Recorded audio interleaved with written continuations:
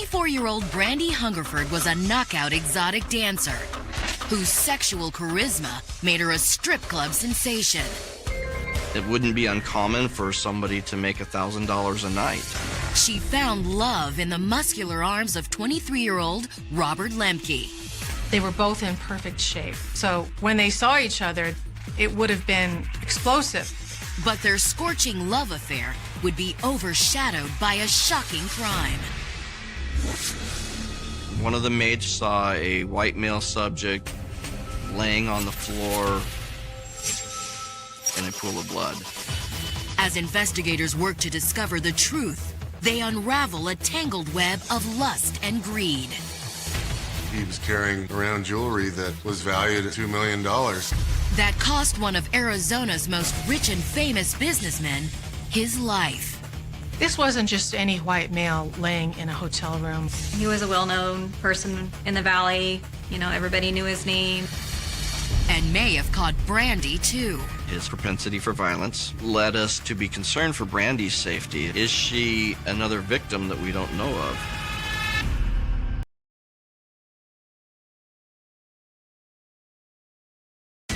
Tempe, Arizona, August 9th, 2002. A hotel maid was making her rounds when she came across a dangling Do Not Disturb sign. Checkout time long past, she entered the room anyway. But nothing could prepare her for what lay inside. As she entered the room, she saw a white male subject laying on the floor in a pool of blood. The shocked maid made a beeline to the phone and called 911. Within minutes, Tempe police arrived to secure the scene. They went to the room and determined that the subject on the floor was in fact deceased. Close examination established that the cause of death was a single gunshot wound to the neck. But police saw little else indicating what cost the unidentified victim his life. No obvious signs of a struggle in the room. Investigators couldn't help but wonder, was this a robbery, a suicide, or something far more complicated?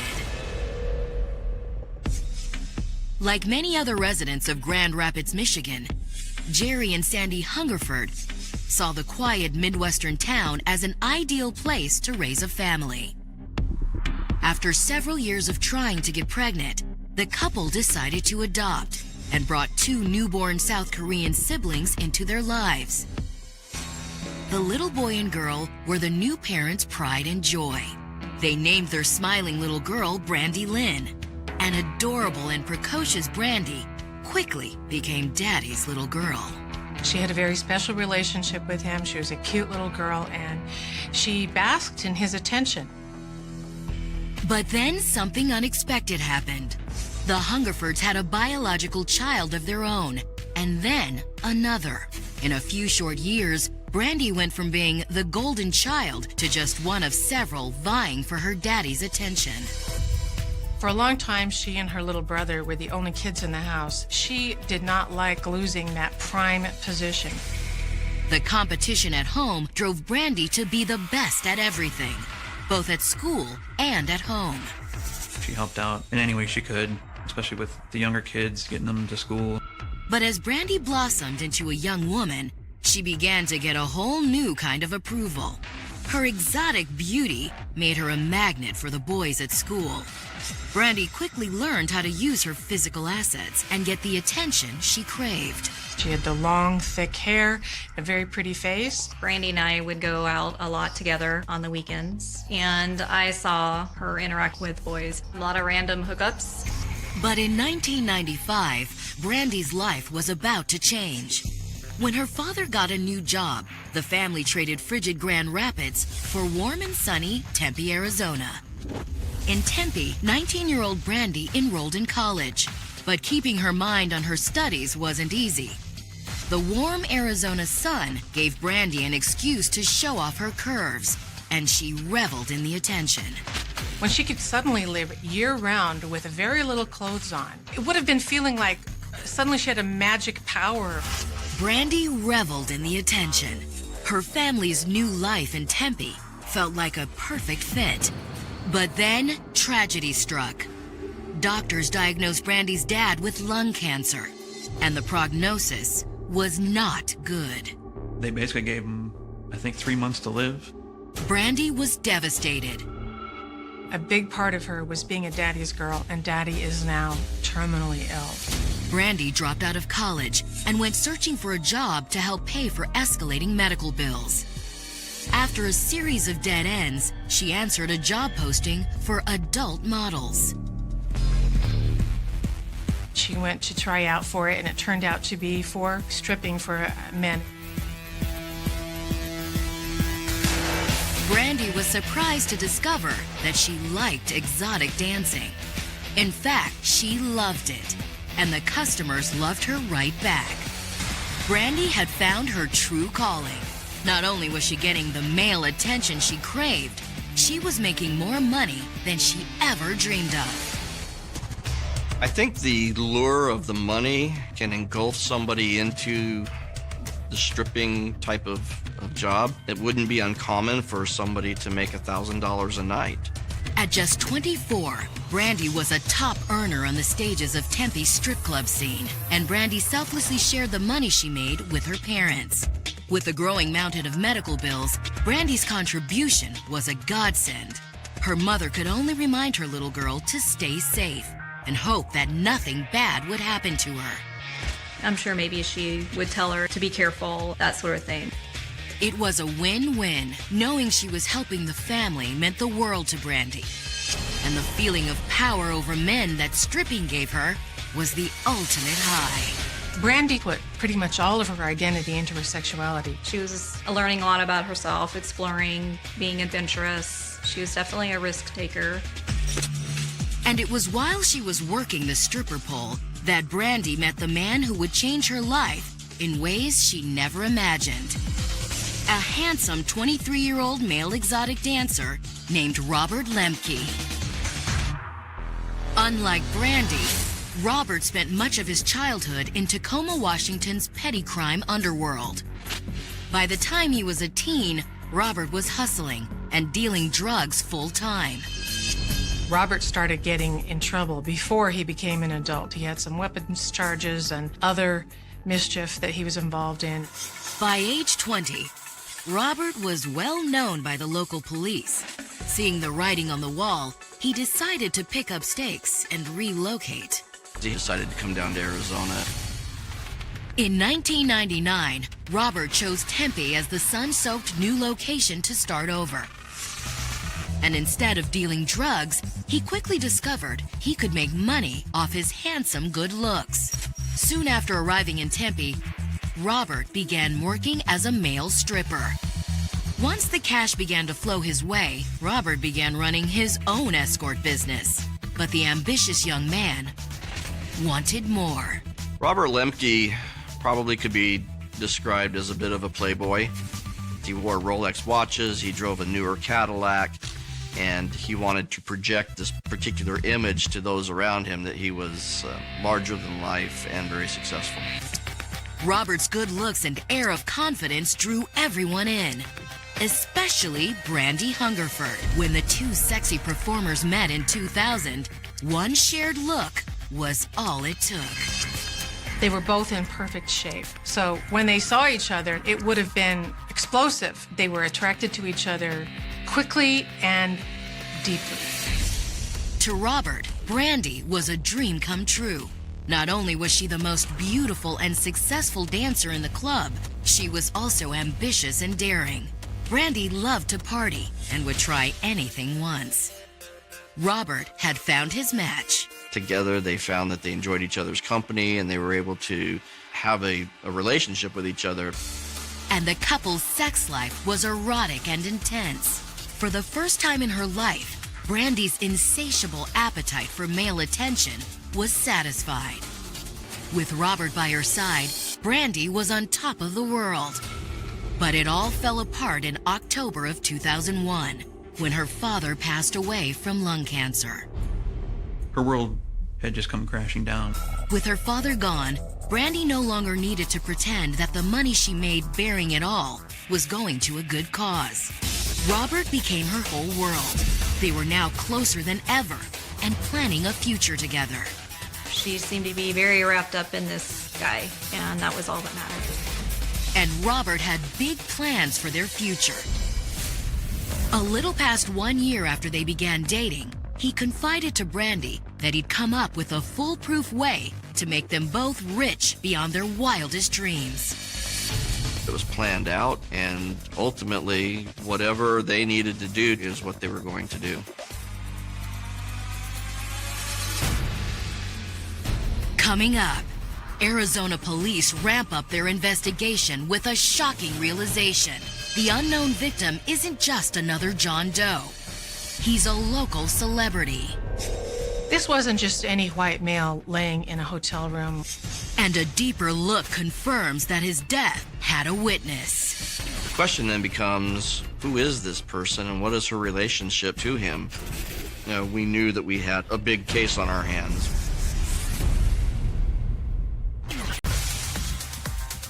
When Brandy Hungerford began dancing in a Tempe, Arizona strip club, her stunning looks took the local scene by storm. The 24-year-old at first had only taken the stage to help pay for her terminally ill father's medical bills. But the attention and the money were intoxicating. She also found love in the arms of a 23-year-old stripper and hustler named Robert Lemke. Brandy was an attractive young woman, Robert was an attractive young man, and together they found that they enjoyed each other's company. The red-hot couple ruled the Tempe strip club scene. But when Brandy's father passed in 2001, her world fell apart. This is a tremendous grief and upset, almost like an earthquake in her life. With nothing left to ground her, Brandy fell deeper into a twilight world of sex and easy money.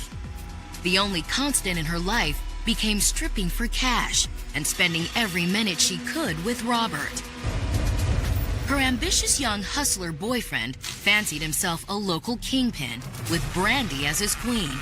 And in the summer of 2002, after they'd been dating a little over a year, Robert told Brandy he'd come up with a surefire way for them to kick back on Easy Street for the rest of their lives.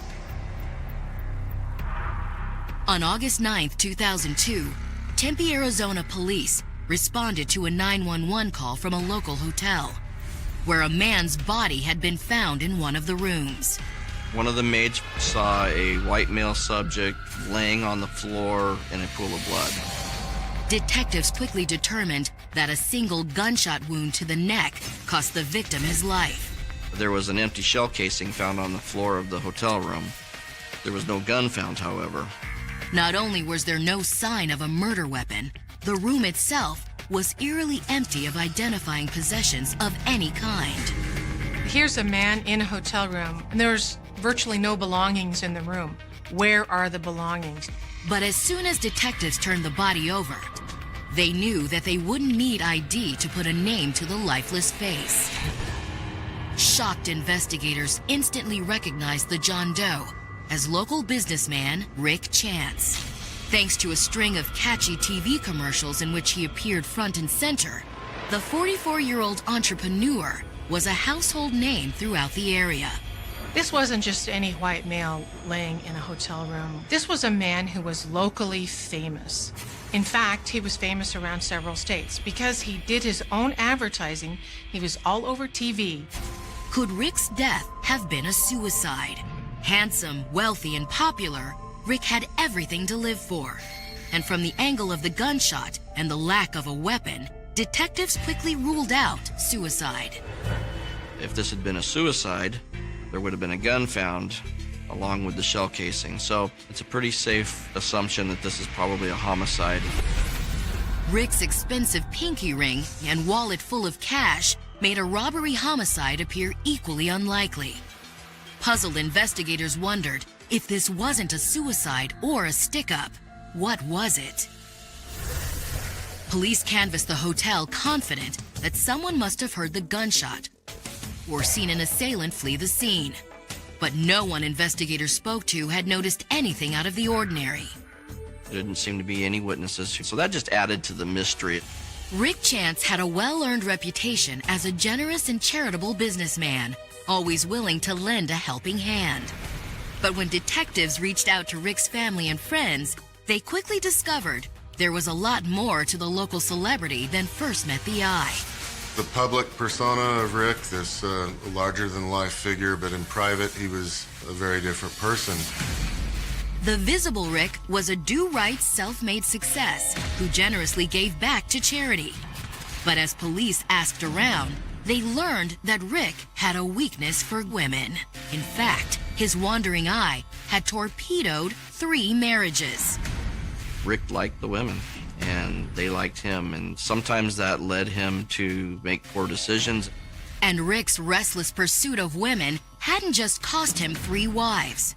Investigators learned that an affair with an alluring call girl in 1993 had ended with Rick drugged unconscious and robbed of more than $70,000 of cash and jewelry. Detectives wondered, was it possible history had repeated itself here, only with more dire consequences? Some people nibble at life. Rick Chance took giant bites out of it. He had more charisma than he had caution. Rick wasn't just a risk taker privately. Friends and associates told police that Rick had recently branched out into the high-end jewelry business.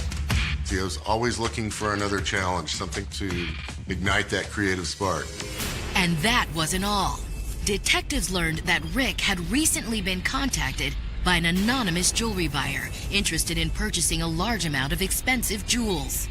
Rick had set up a meeting, and while he hadn't shared specifics for the transaction with anyone, his housekeeper believed he'd headed to the hotel to meet the buyer with the jewelry the same evening he had been killed.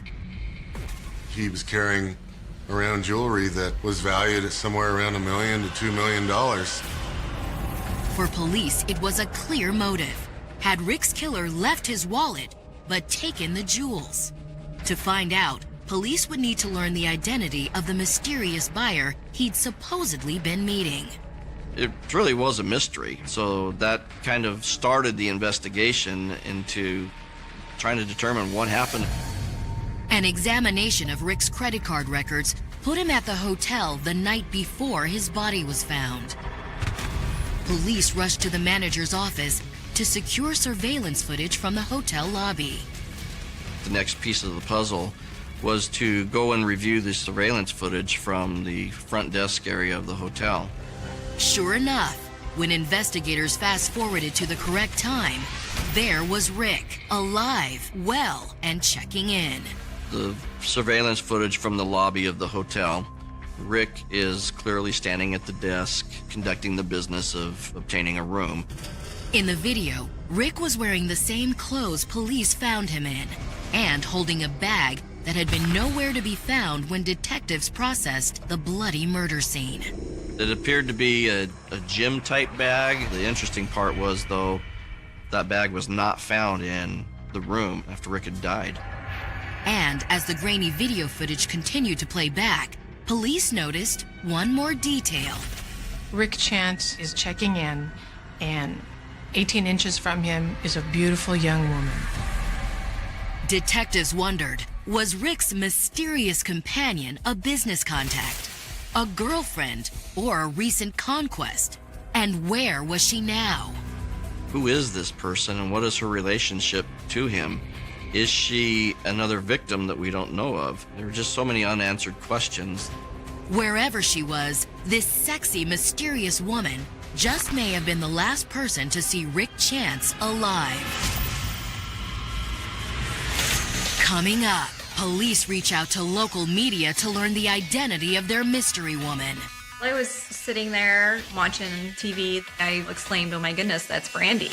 And investigators began a frantic cross-country search for the sole witness before she becomes a second victim. There became some serious concerns to Brandy's safety. 24-year-old Brandy Hungerford and 23-year-old Robert Lemke were a pair of exotic dancers who fell in love on the Tempe, Arizona strip circuit in 2000.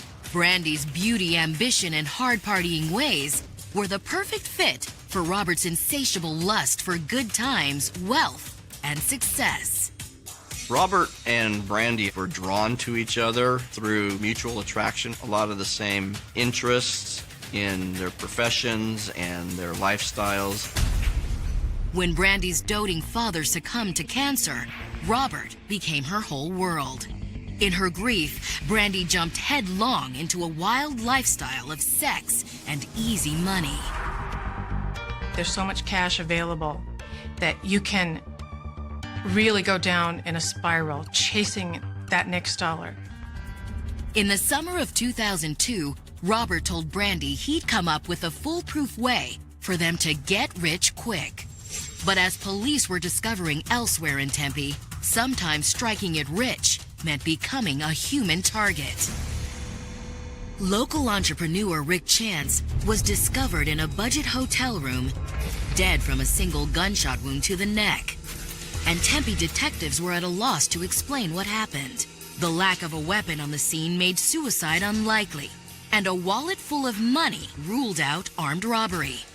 It really was a mystery. What happened to Rick and who did it? But when they lifted the lid on the popular local businessman's private life, police discovered Rick's history of compulsive womanizing. Rick did have that magnetic, charismatic kind of personality, and yeah, that did attract a lot of women. Sometimes it attracted the wrong ones. What's more, the night before his body was discovered, Rick had taken a gym bag containing over $1 million in jewels, along on a rendezvous with an unknown client. This bag being missing now becomes an important piece of evidence to the investigation. Hotel surveillance footage revealed Rick holding the bag and checking into the room he would be found dead in the next day. The footage also confirmed that as of check-in, Rick was not alone. The Tempe police had gotten the surveillance video from the registration desk. Mr. Chance was with a young female. A grainy printout of the woman's face didn't match anyone in the police criminal database and didn't ring any bells in Rick's circle of family, friends, and colleagues. With nowhere left to turn, police gave the picture to the local media, hoping that someone might recognize the woman from the low-resolution blow-up. They were in luck. Almost immediately, we started getting phone calls with people saying that they believed they knew who she was. Well, I was sitting there catching up on the news, and when they aired the clip, I was first of all shocked. Oh my goodness, that's Brandy. Detectives wasted no time paying a call on Brandy. Her last known address was an apartment she shared with her boyfriend. But when they arrived, no one was at home. A trip to the strip clubs where Brandy headquartered also came up empty. Co-workers told police that the exotic beauty had talked about meeting up with a man fitting Rick Chance's description. But no one had seen Brandy or her boyfriend for a few days. With no further leads, detectives decided to watch and wait. Detectives set up surveillance on those addresses to watch to see if she might appear at those places. But the all-night stakeout came up empty.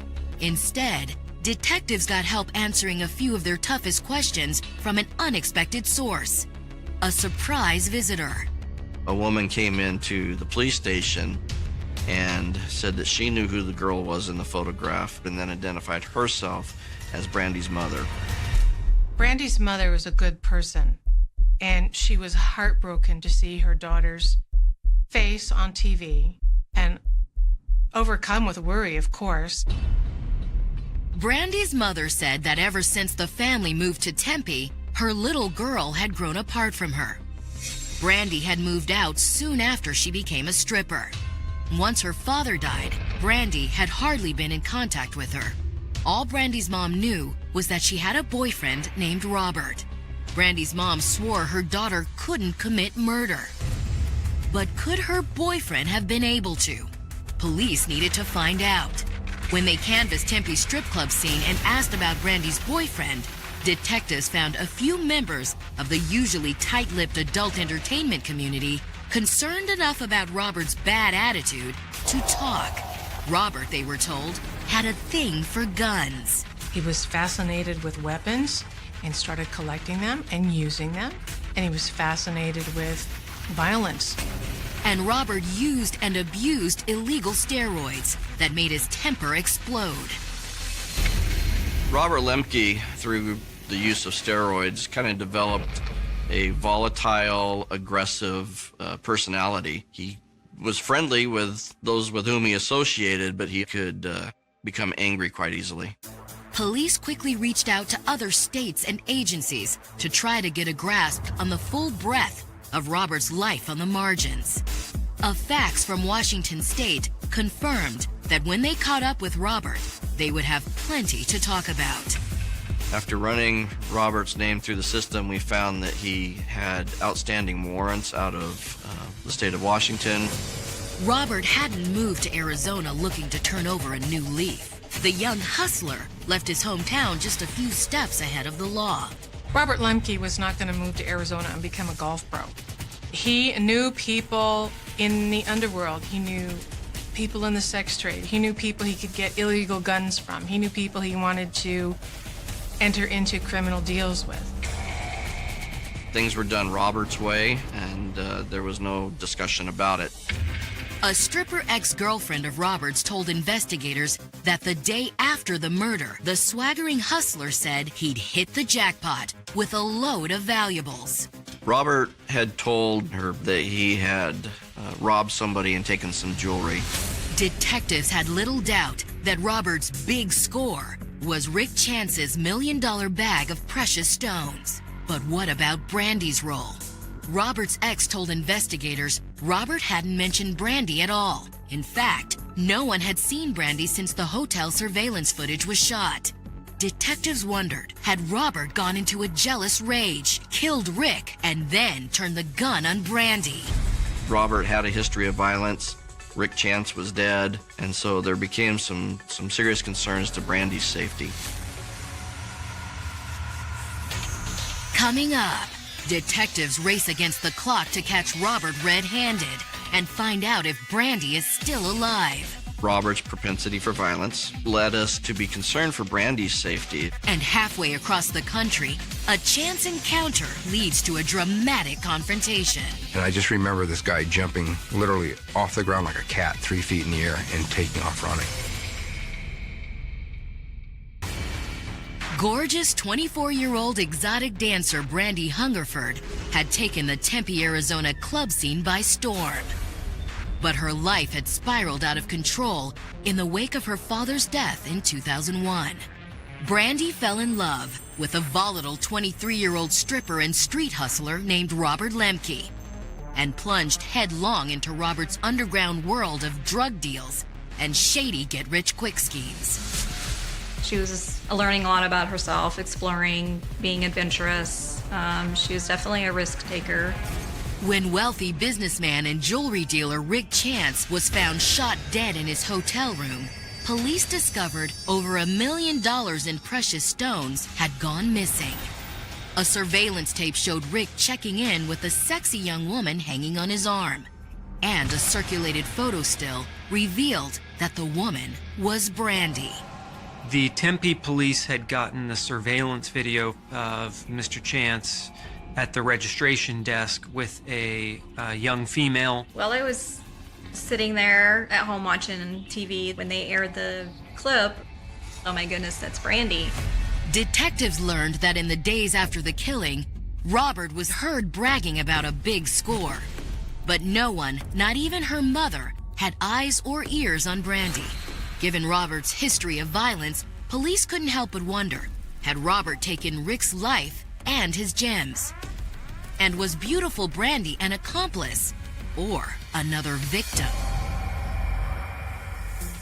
After a few days of fruitless surveillance, Tempe police had to admit that Robert had no intention of surfacing, with or without his gorgeous stripper girlfriend.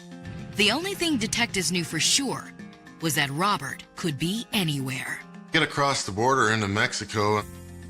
He got $1 million to $2 million worth of merchandise. He could live quite a while down there. Finally, one of Robert's friends let slip that the would-be drug kingpin maintained a marijuana pipeline between Tempe and his hometown of Tacoma, Washington. Tempe police immediately contacted their Tacoma counterparts. The information was that there was a homicide that occurred in their jurisdiction, and there may have been a substantial amount of jewelry taken as well. They were anticipating coming up here by way of vehicle. Tacoma police checked with Robert's friends and associates and visited places he had been known to frequent. And at every stop, police showed 2 photos, Robert's and Brandy's. We were mindful, looking for clues for her as well. Between Arizona and Tacoma, there's a lot of real estate. So he could have done away with her somewhere along the lines and just showed up himself. Tacoma investigators quickly learned that Robert had been spotted in his old stomping grounds, selling stolen jewels. Lemke was calling in friends of his, and they were doing transactions or selling these high-end jewelry items. But where was Robert now? Was he still in Tacoma selling off his big score piece by piece? And what about Brandy? Police in Tempe and Tacoma grew increasingly alarmed that no one in either city had seen her. Robert's propensity for violence led us to be concerned for Brandy's safety. Following up on a tip, Tacoma police paid a visit to the home of a man that Robert was rumored to stay with during drug runs to Washington State. Tacoma detectives went just to kind of scope it out and do some surveillance, and while doing so, they actually saw somebody who they believed to be Robert get into a vehicle and leave. Robert left, and detectives followed. But Robert's lengthy rap sheet and history of violence told police to proceed with caution. With his prior weapons charge, and then learning that he may be a suspect in a most recent homicide, he's going to be treated as armed and dangerous. When the car stopped, the officers moved in, guns drawn. But Robert wasn't about to go willingly. We ordered him, like we typically do, down to the ground. I just remember this guy jumping literally off the ground like a cat, 3 feet in the air, and taking off running. Robert hoped to lose his pursuers on the back streets of Tacoma. But when he made an unlucky turn, pursuing police knew they had him at last. Robert is a lot of things, but fast is not one of them. Robert may have been in cuffs, but he wasn't talking.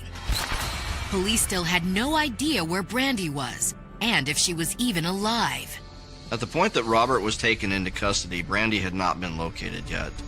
There was still some concern as to her safety and her whereabouts. Tacoma police returned to the friend's home where Robert had been spotted, intent on finding anything that might lead them to his girlfriend. Instead, they found Brandy herself. Tacoma detectives found Brandy in Mr. Eklund's apartment, and she was fine. A further search of the premises yielded enough evidence for officers to take Brandy into custody. A large amount of cash was located, a watch belonging to Rick Chance was found, and the bag that we had seen in the video that Rick was carrying at the hotel was found.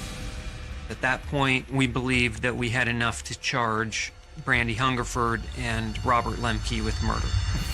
Despite intense questioning, Robert refused to reveal anything about Rick Chance's robbery and murder. He invoked his Fifth Amendment right and wanted an attorney and refused to answer any questions. But when police surprised Brandy with the surveillance footage that showed her with Rick Chance, she knew that she was caught. It's pretty hard to deny you were there when you're standing right next to the person at the front desk checking in. While detectives took notes, Brandy told the whole story. The plan, she said, had been to rob Rick Chance, not to murder him. Everyone knew that Rick was sitting on a fortune in precious stones, and that Rick couldn't resist a face and body like Brandy's. Robert put the plan into action by having Brandy reach out to Rick. Brandy acted the part of a good time gal, looking to score some major bling. Brandy Hungerford told Rick that she had some friends that were about to get married and they were looking for wedding rings. And so that was the hook. She also took pains to let Rick know that she was lonely and that the would-be jewelry magnate was just her type. Brandy gains Rick's trust by presenting herself as an innocent and naive young woman who was just interested in jewelry and maybe interested in Rick himself. Brandy told investigators that they made a date to meet at Rick's house and check out the merchandise. And she let Rick know that sale or no sale, he was going to get to know her better. But what Rick didn't know was that Brandy was going to drug him. The plan worked until the pill was slipped into his drink. Mr. Chance got woozy and asked Brandy to leave, and he got her out of his house before he passed out. Brandy told police that Robert was furious that his daring scheme had backfired. He made Brandy set up a second meeting at a location that assured Rick he was going to get lucky: a local hotel. Brandy was very confident that she would be able to lure Rick to the hotel room with the promise of sex and them staying the night there. Once they were checked in, Rick showed Brandy the goods, and Brandy showed her appreciation with a smoking hot private lap dance. When Brandy excused herself to get a drink from the hallway vending machine, Rick thought they were heading to the next level as soon as she came back. She left him with the impression that she was just going to run out to the hallway and get some ice or a soda and she'd be back. But when the door reopened, Robert was in Brandy's place, and he had a gun. Instead, Robert Lemke went into the room to rob Rick Chance. The shot Brandy heard as she headed out of the hotel told her something had gone wrong. She ran down to the parking lot and she waited in Robert's car. Robert joined her a few minutes later and told her what had happened. Brandy swore to police that Robert told her that Rick Chance foolishly turned hero and tried to disarm him. They struggled, and the gun went off by accident. Autopsy results told police that Robert hadn't lied to her. Rick had been struck with the handgun, and during the course of that, the gun discharged and the bullet entered Rick and ultimately killed him. With Brandy's confession, prosecutors were convinced they had an open and shut case. She was offered a plea deal in exchange for testimony to implicate Robert. But seasoned detectives in both Arizona and Washington state had all seen good cases against bad people go south in the courtroom. Justice for Rick Chance lay in the hands of the biggest wild card of them all, a jury. Coming up, love, greed, and murder go on trial. I felt as though there was 0% chance that 12 jurors would unanimously find Robert Lemke not guilty of murder. And investigators learned that even when it comes to a murder rap, there are no sure bets. We were all just completely floored at what had happened. Sultry 24-year-old Brandy Hungerford began exotic dancing to raise money for her father's cancer treatments. When her father died in 2001, Brandy's helpless family watched her life jump the tracks. A big part of her was being a daddy's girl. This is a tremendous grief and upset, almost like an earthquake. Brandy's big dreaming boyfriend, a 23-year-old stripper and hustler named Robert Lemke, had a get-rich-quick plan to put them both in the winner's circle. But now that the two striking lovebirds were under arrest for the murder of Tempe high roller Rick Chance, it looked like their luck had run out. In November of 2002, Brandy cut a deal that would keep her off death row. Brandy pled guilty to second-degree murder. In August of 2005, Robert Lemke stood trial. His former lover was the star witness against him. Robert had everything to lose. Accident or not, Rick's death took place during an armed robbery. In Arizona, that meant Robert faced capital murder. When somebody commits a felony, and in the course of that felony, somebody is killed, that becomes first-degree murder. Robert's defense claimed Robert was nowhere near the hotel at the time of the murder. Robert tells this story that he wasn't with Brandy that night, that he was at an apartment of a friend. He just came into possession of the jewelry after the fact. Prosecutors weren't buying it, but to their surprise, the jury did. The jury could not decide that he, in fact, shot Rick Chance, so they did not convict him of murder. Rick Chance's heartbroken family could barely believe it. What we thought was going to be a slam dunk, now all of a sudden it looks like, that the big one got away. And we were all just completely floored at what had happened. The jury did find Robert guilty of theft and conspiracy, and the judge sentenced him to 27 years in prison. But with Robert now off the street, investigators took their time collecting more evidence and eventually won a motion for a retrial for murder.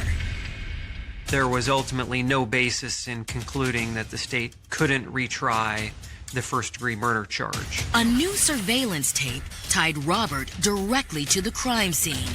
We had the clothing that was taken at the time of his arrest, and we were able to match the shirt and the shoes as being the same in the video. And even more damning, police now had the murder weapon.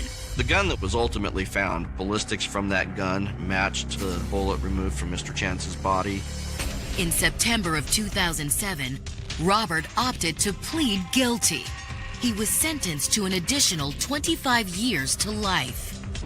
Facing a first-degree murder conviction also makes him facing the potential of a death penalty case, and Robert clearly did not want to be on death row.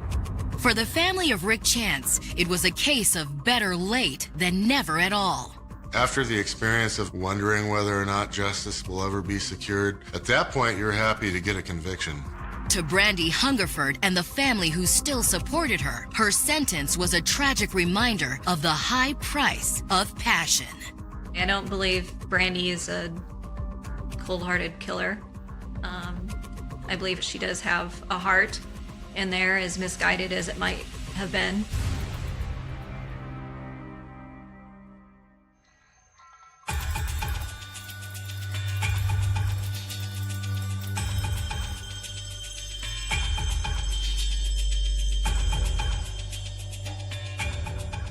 There are cases that begin with a mystery.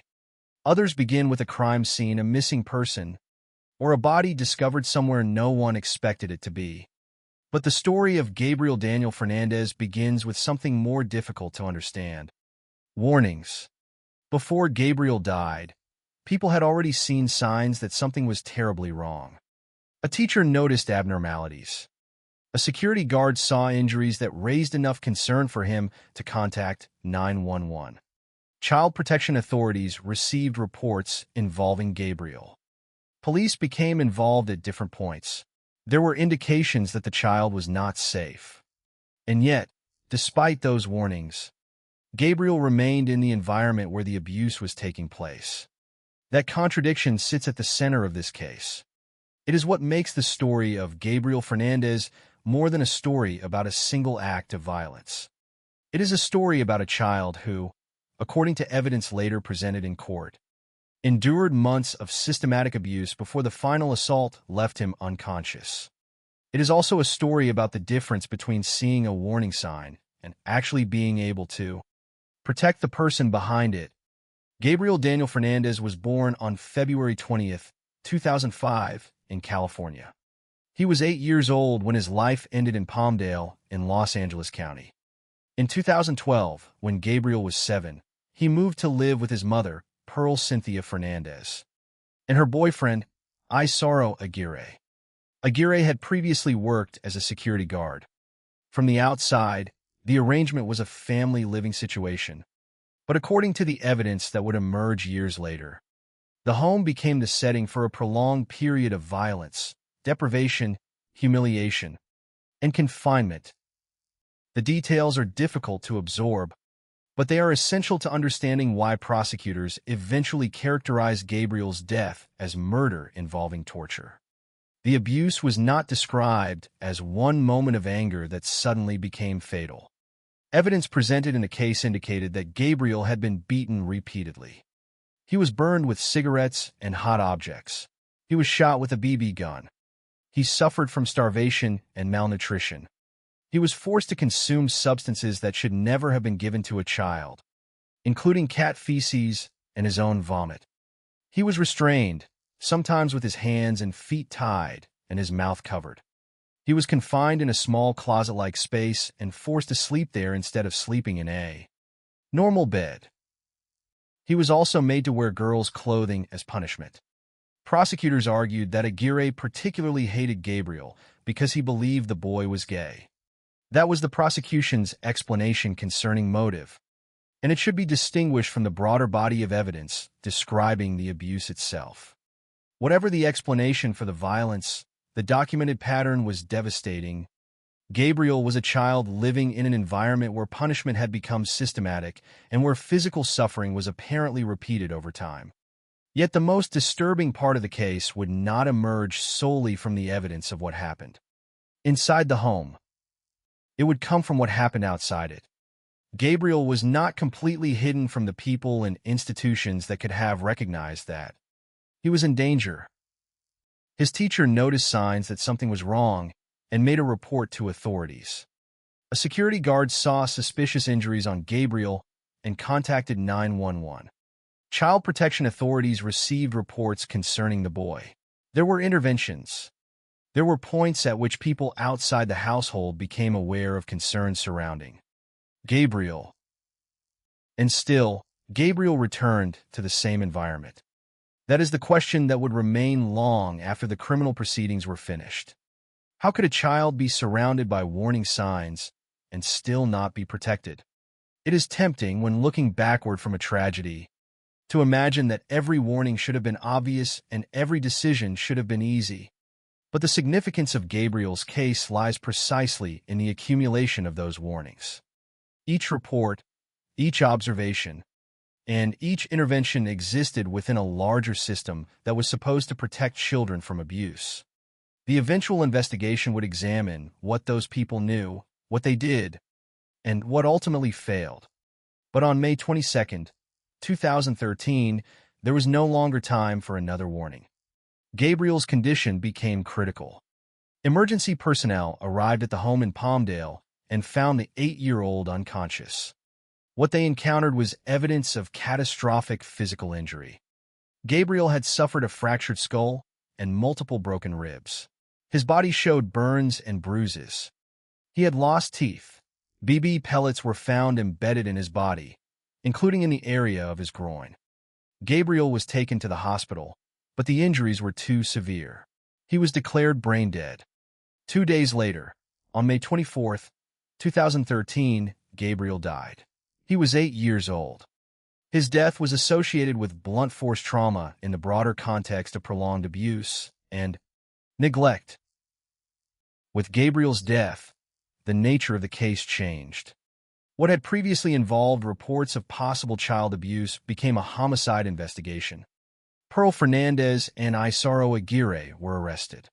Aguirre was initially arrested in connection with attempted murder, but after Gabriel died, the charge was elevated to first-degree murder, with a special circumstance alleging that the killing involved torture.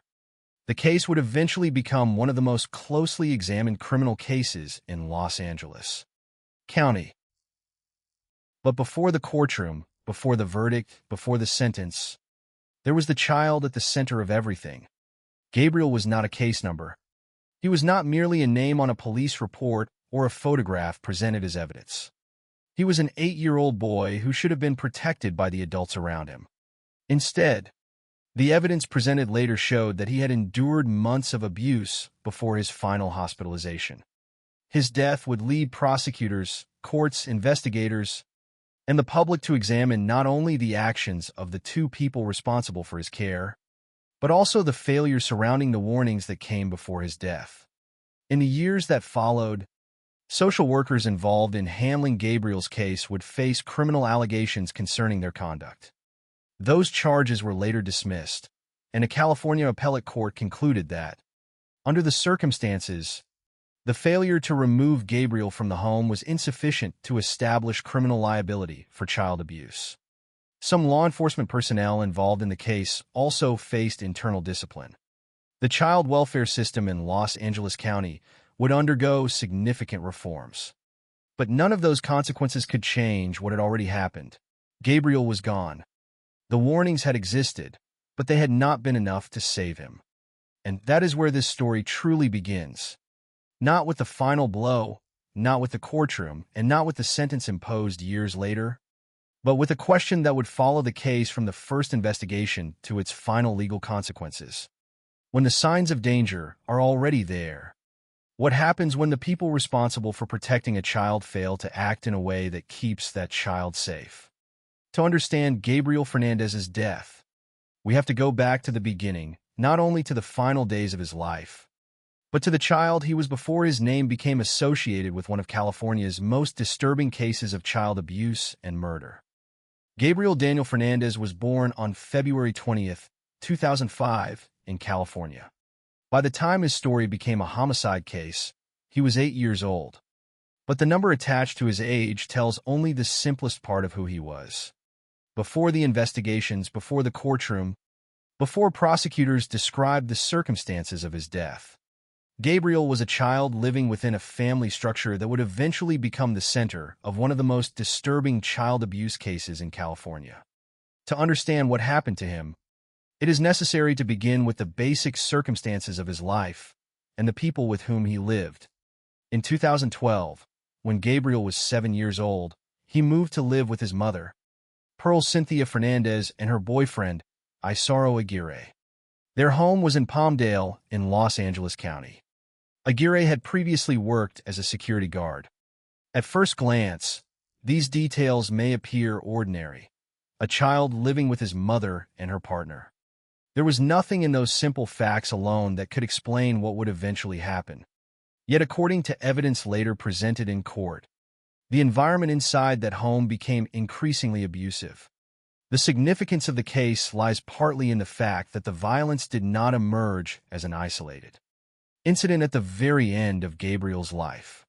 Prosecutors presented evidence indicating that he had been subjected to a prolonged pattern of abuse over a period of months. That pattern would eventually become central to the argument that Gabriel's death was not simply the result of a single violent episode, but the culmination of repeated and deliberate acts of cruelty. The evidence described a child who was beaten repeatedly. Gabriel was also burned with cigarettes and hot objects. He was shot with a BB gun, suffered from starvation and malnutrition, and was forced to consume substances that should never have been given to a child, including cat feces and his own vomit. He was restrained, including being tied at the hands and feet and having his mouth covered. He was confined in a small closet-like space and forced to sleep there rather than in a normal bed.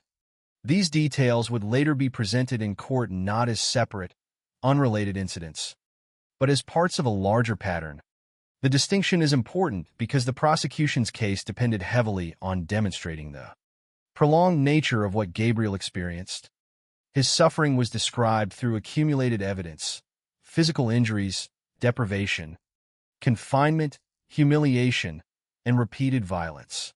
Each element contributed to the larger picture presented to the jury. One particularly disturbing aspect of the case involved the way Gabriel was punished for behavior that the adults in the household considered inappropriate for a boy. He was forced to wear girls' clothing as punishment.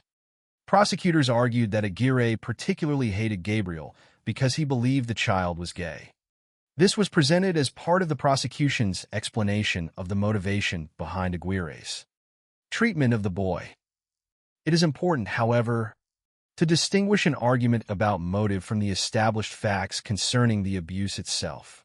The evidence concerning the injuries and treatment of Gabriel formed the foundation of the case, while the explanation for why the abuse occurred was addressed separately by the prosecution. What remains clear from the information presented in the case is that Gabriel was subjected to treatment that was profoundly inconsistent with the basic care and protection a child should receive. The home that should have been a place of safety instead became the setting in which the abuse occurred. Yet Gabriel's situation was not entirely invisible. This fact would become one of the most important elements of the case after his death. People outside the home encountered signs that something was wrong. Gabriel's teacher noticed abnormalities and contacted authorities. A security guard saw injuries that appeared suspicious and contacted 911. Child protection authorities received reports concerning Gabriel. Police also became involved at different points. These warnings matter because they change the way the case is understood. Gabriel was not completely isolated from the outside world. There were moments when other people had the opportunity to recognize that he might be in danger. The existence of those warnings would later raise difficult questions about how the child protection system responded to them and why Gabriel ultimately remained in the same environment. At the time, however, each report and intervention existed within the circumstances known to the people responding. It was only after Gabriel's death that the entire sequence could be examined as one continuous story. Looking backward, the warning signs appear as pieces of a larger picture. But the significance of the case is not simply that someone failed to notice Gabriel. People did notice things. The central issue became whether the response to those concerns was sufficient to protect him.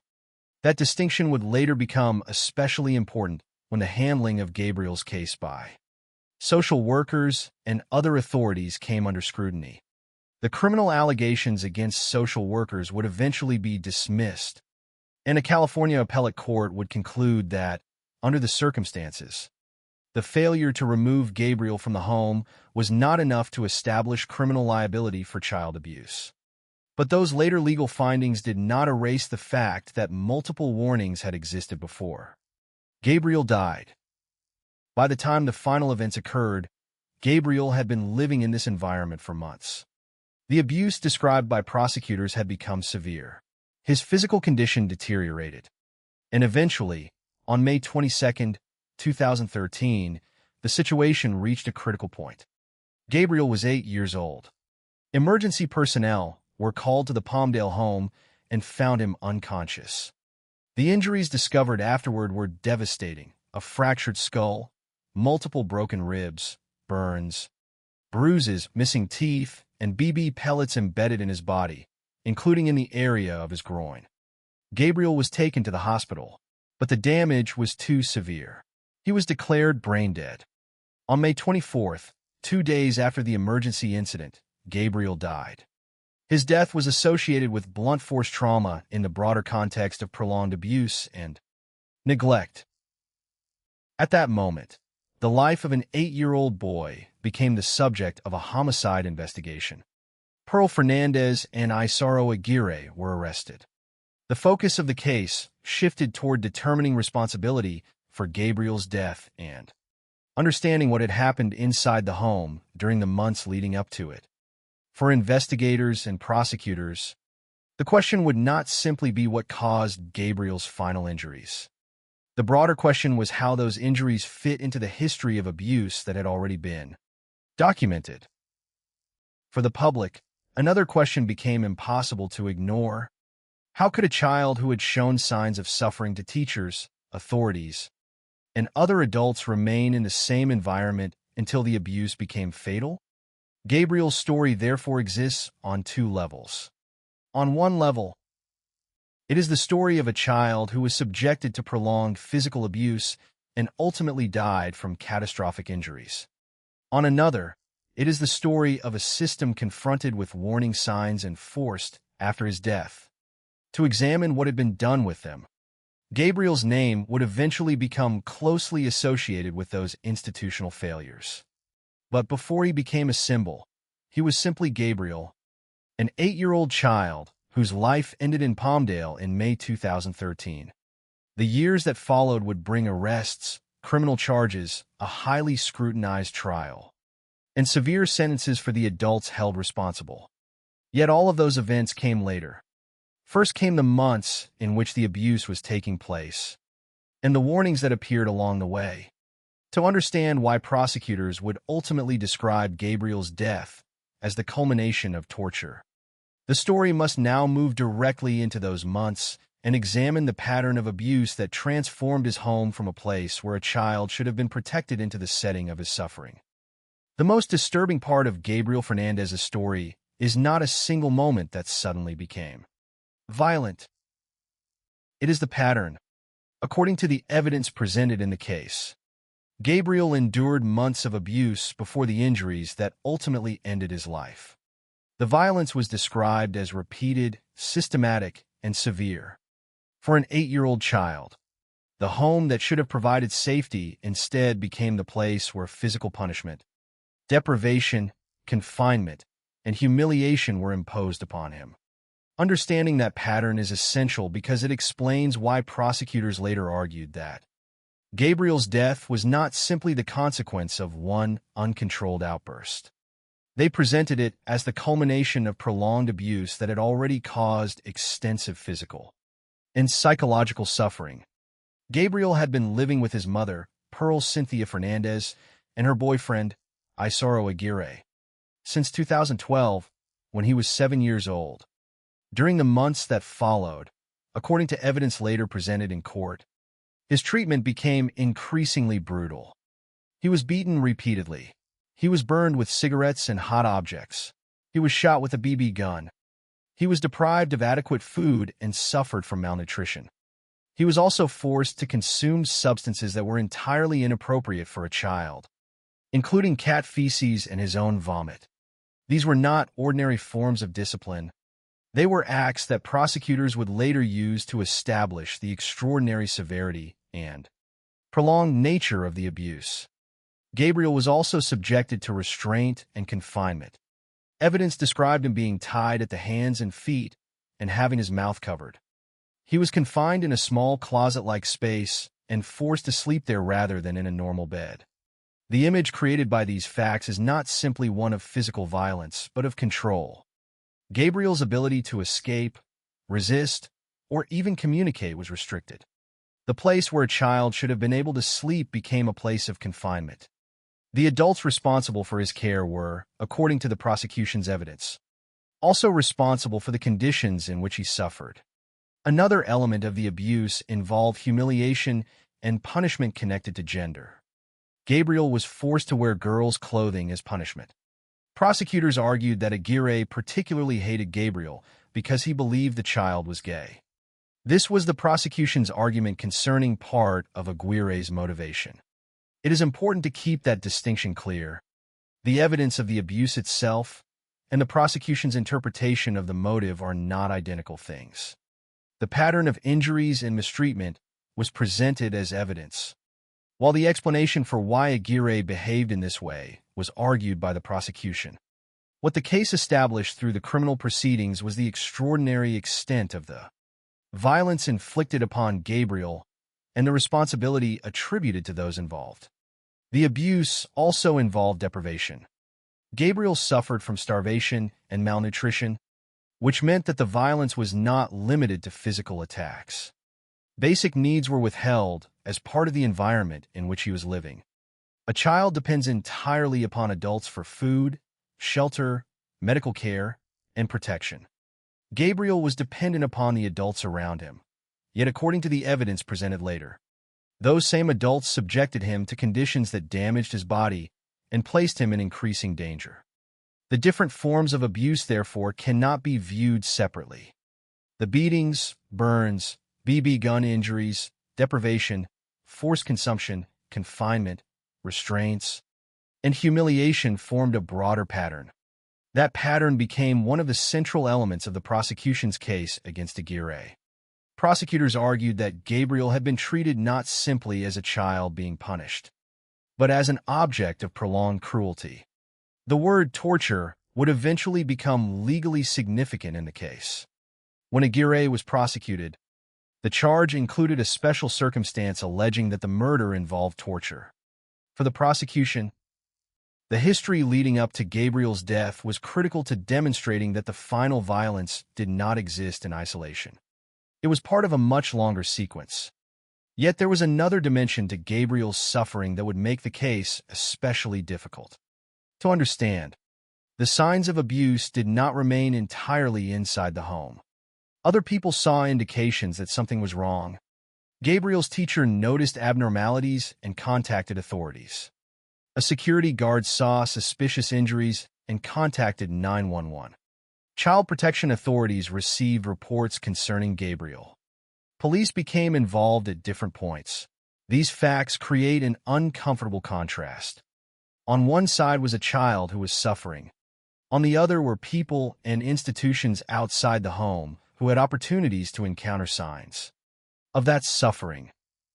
The existence of those warnings does not mean that every person who encountered Gabriel knew the full extent of what was happening, nor does it mean that every decision made at the time can be judged simply by what became known years later.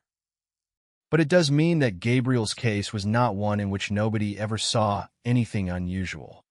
There were warning signs, there were reports, there were interventions, and yet Gabriel remained in the environment where the abuse was occurring. This would become one of the most important questions after his death. The case would eventually force attention not only toward the actions of Aguirre and Pearl Fernandez, but toward the larger child protection system surrounding Gabriel. Why did the warnings not result in his permanent removal from the abusive environment? Why did the interventions fail to prevent the escalation of violence? Those questions belong to a different part of the story, but they were already taking shape while Gabriel was still alive. For Gabriel himself, however, there was no legal argument, institutional review, or future investigation. There was only the immediate reality of the home in which he was living. The evidence later presented in court described a child who was beaten, burned, shot with a BB gun, deprived of food, confined, restrained, humiliated, and forced to consume substances that should never have been given to him. The cumulative effect was devastating. By May 2013, Gabriel's condition had become critical. The abuse that prosecutors described as prolonged and systematic was approaching its final and most catastrophic stage. On May 22nd, Gabriel was found unconscious after emergency personnel were called to the Palmdale home. The injuries documented afterward showed the extent of the physical damage. His skull was fractured. Multiple ribs were broken. His body showed burns and bruises. He had lost teeth. BB pellets were embedded in his body, including in the area of his groin. Gabriel was taken to the hospital, but his injuries were too severe. He was declared brain dead. 2 days later, on May 24, 2013, Gabriel died. He was 8 years old. The final injuries were associated with blunt force trauma, but they existed within the larger context of prolonged abuse and neglect. That context is what makes the case so difficult to describe as a single act. Gabriel's death was the end of a period in which, according to the evidence, violence had become a repeated feature of his life. The legal case that followed would therefore have to confront not only the question of who caused the fatal injuries, but also what had happened to Gabriel before those final hours. Prosecutors would argue that the history mattered because it demonstrated intent, pattern, and torture. The defense would later challenge the characterization of Aguirre's actions and argue that the final violence occurred during anger rather than satisfying the legal requirements for first-degree murder. But before either argument could be tested in court, investigators had to reconstruct the final months of Gabriel's life. They had to examine the injuries, the reports, the circumstances surrounding the home, and the sequence that ended with an unconscious 8-year-old being taken to a hospital. The investigation would eventually lead to arrests and murder charges. But the tragedy had already reached its irreversible conclusion. Gabriel was dead, and the evidence suggested that his death could not be separated from what had happened to him for months beforehand. His story had moved beyond the question of individual acts of abuse. It had become a case about a sustained pattern of suffering, about warnings that had appeared before the final assault, and about a child who remained vulnerable despite those warnings.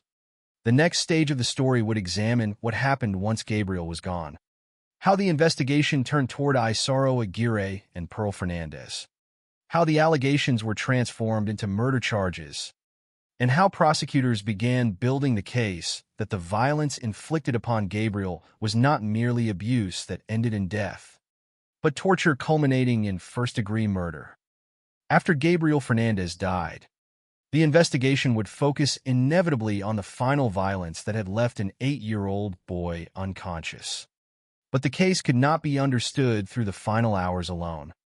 Long before Gabriel was taken to the hospital, there had already been indications that he was in danger. People outside the home had seen signs. A teacher noticed abnormalities and contacted authorities. A security guard saw injuries that appeared suspicious enough to prompt a call to 911. Child protection authorities received reports concerning Gabriel. Police became involved at different points. These facts would eventually become central to the broader story because they raised a question that was as difficult as it was simple. If people had seen signs that something was wrong, why did Gabriel remain in the environment where the abuse continued? This question must be approached carefully. The people who encountered Gabriel before his death did not necessarily possess the complete picture that investigators and prosecutors would reconstruct later. They were dealing with individual observations and reports at particular moments in time. The full extent of the abuse, according to the evidence eventually presented in court, became clearer only after Gabriel's death. Looking backward, the warning signs form a disturbing sequence. But at the time, each person and institution had to respond to the information available to them. That distinction matters because the later investigation would examine not only what happened to Gabriel, but also how the child protection system responded to concerns about his safety. One of the earliest important warning points came from Gabriel's school. His teacher noticed abnormalities and made a report to authorities. That report meant that concerns about Gabriel were no longer confined to the household. Someone outside the family had observed something unusual enough to believe that authorities should be contacted. For a child experiencing abuse, a teacher can represent one of the few adults outside the home who has regular contact with him. Gabriel's school environment, therefore, became one of the places where signs of his situation could potentially be recognized. The fact that a report was made would later become part of the larger record surrounding the case. But a report is not the same thing as protection. A report creates a warning. It does not, by itself, guarantee that a child will be removed from danger. Another warning came from a security guard. The guard saw injuries on Gabriel that appeared suspicious and contacted 911. This detail is significant because it shows that concerns about Gabriel were not limited to one individual or one setting. Another person, looking at the child's physical condition, became sufficiently concerned to seek emergency assistance. Again, the existence of that call does not mean that the person making it knew everything that prosecutors would later reveal about the abuse. But it demonstrates that Gabriel's injuries were visible enough at certain points to cause an adult outside the immediate household to react. Child protection authorities also received reports concerning Gabriel.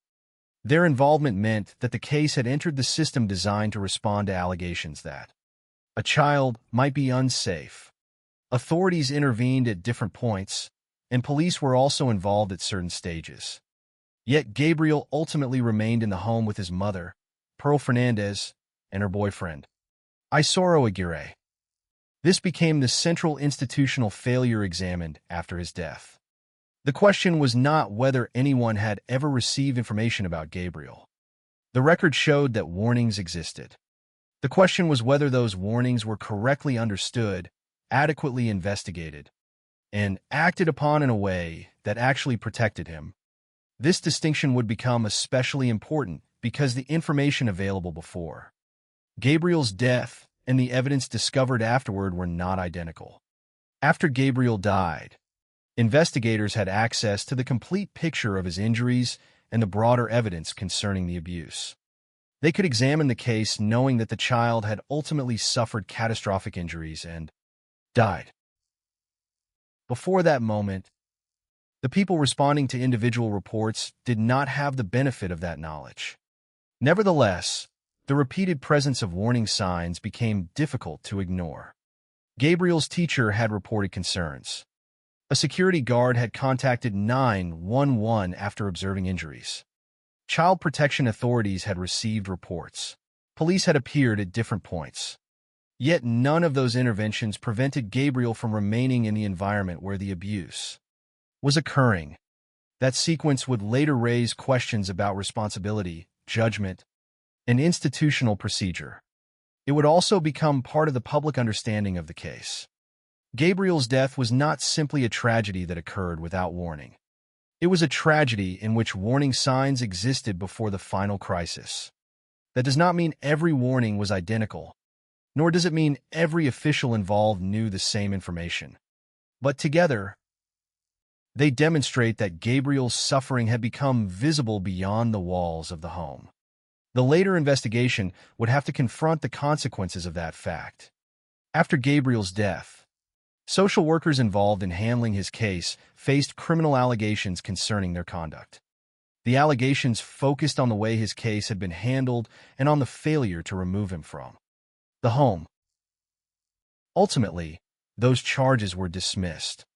A California appellate court concluded that, under the circumstances, the failure to remove Gabriel from the home was insufficient to establish criminal liability for child abuse. That legal conclusion is important because it distinguishes institutional failure from criminal responsibility. The court's decision did not transform the earlier warnings into proof that every person involved had committed a crime. Instead, it reflected the legal threshold required to impose criminal liability. The case also led to internal consequences for some law enforcement personnel involved in the matter. Some were disciplined internally. These consequences formed another part of the aftermath. But they could not answer the most painful question: what might have happened if one of the earlier interventions had succeeded in protecting Gabriel? That question has no factual answer. It is impossible to know with certainty what a different decision at any particular moment would have produced. What could be established is what did happen. Gabriel remained in the home. The abuse continued. His physical condition deteriorated. And on May 22, 2013, the situation became an emergency. When emergency personnel arrived at the Palmdale residence, Gabriel was unconscious. The injuries discovered afterward were catastrophic. His skull was fractured. Multiple ribs were broken. His body showed burns and bruises. He had lost teeth. BB pellets were embedded in his body, including in the area of his groin. Gabriel was transported to the hospital, where the seriousness of his injuries became unmistakable. He was declared brain dead. On May 24, 2013, 2 days after the emergency incident, Gabriel died. He was 8 years old. His death was associated with blunt force trauma in the broader context of prolonged abuse and neglect. At that point, the warnings that had preceded the tragedy could no longer lead to another intervention. There was no further opportunity to report a concern, investigate a new injury, or attempt another protective response. Gabriel was dead. The case that followed would therefore look backward, reconstructing not only the final assault, but the months that had preceded it. Pearl Fernandez and Isaro Aguirre were arrested. Aguirre was initially arrested in connection with attempted murder. After Gabriel's death, the charge was elevated to first-degree murder, accompanied by a special circumstance alleging that the killing involved torture. That legal development marked a major turning point. The question was no longer simply whether Gabriel had been abused. The criminal investigation now had to determine who was responsible for his death and whether the evidence supported the most serious charges available. For prosecutors, the history of Gabriel's abuse would become essential. They would argue that the final violence could not be separated from the pattern that came before it. The injuries, confinement, deprivation, and repeated abuse were not merely background details. They were evidence of what Gabriel had endured and, in the prosecution's view, evidence of the nature of the crime itself. For the defense, the legal question would be different. Aguirre would deny first-degree murder, and the defense would later argue that the final violence occurred during anger rather than satisfying the requirements for first-degree murder. The courtroom would eventually become the place where these competing interpretations were tested. But before that happened, the case had already exposed something larger than a criminal act. It had exposed the limits of a system that could receive warnings without necessarily preventing catastrophe. Gabriel had been seen. His injuries had been noticed. Reports had been made. Authorities had become involved. Yet none of those events had been enough to keep him safe. That is why the investigation into Gabriel's death would ultimately become more than an examination of what happened on May 22, 2013. It would become an examination of the months before that date, the warnings that preceded it, and the chain of decisions that allowed an 8-year-old child to remain vulnerable until the violence became fatal. The next stage of the case would move into the courtroom, where prosecutors would present the evidence of Gabriel's prolonged abuse and argue that Isaro Aguirre was guilty of first-degree murder involving torture. By May 22, 2013, Gabriel Fernandez was 8 years old, and the prolonged abuse described in the case had reached a critical point. For months, according to evidence later presented in court, he had been subjected to repeated violence, deprivation, confinement, restraint, and humiliation. The warnings surrounding his situation had already existed. His teacher had reported concerns. A security guard had seen suspicious injuries and contacted 911. Child protection authorities had received reports. Police had become involved at different points. Yet Gabriel remained in the home with his mother, Pearl Cynthia Fernandez, and her boyfriend, Isaro Aguirre.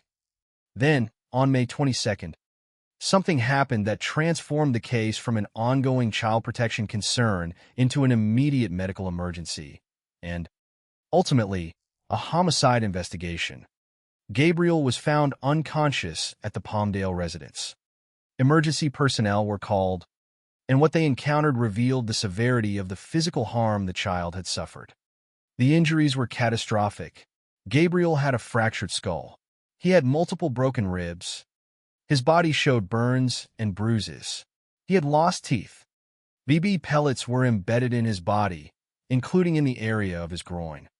These injuries were not consistent with the ordinary dangers of childhood. They represented an extreme level of physical trauma inflicted upon an 8-year-old boy. Gabriel was taken to the hospital, but the damage was too severe. He was declared brain dead. For the people responding to the emergency, the immediate concern was the condition of a child whose body had sustained devastating injuries. For investigators, however, those injuries would soon become evidence in a much larger question. What had happened to Gabriel before he became unconscious? The answer would not be limited to the final incident. The injuries existed within the context of months of alleged abuse. According to the evidence presented later, Gabriel had already endured repeated beatings, burns from cigarettes and hot objects, BB gun injuries, starvation and malnutrition, forced consumption of cat feces and his own vomit, confinement in a small closet-like space, restraint, and punishment that included being forced to wear girls' clothing.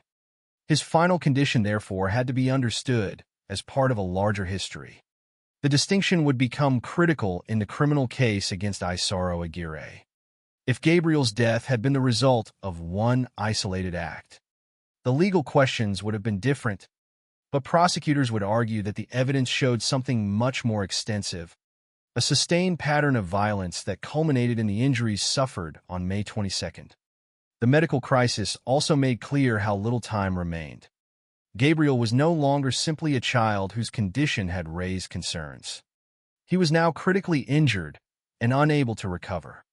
He was declared brain dead, and on May 24, 2013, 2 days after the emergency incident, Gabriel died. He was 8 years old. His death was associated with blunt force trauma in the broader context of prolonged abuse and neglect. With that death, the nature of the case changed permanently. Before May 24th, authorities were dealing with allegations and warnings concerning the safety of a child.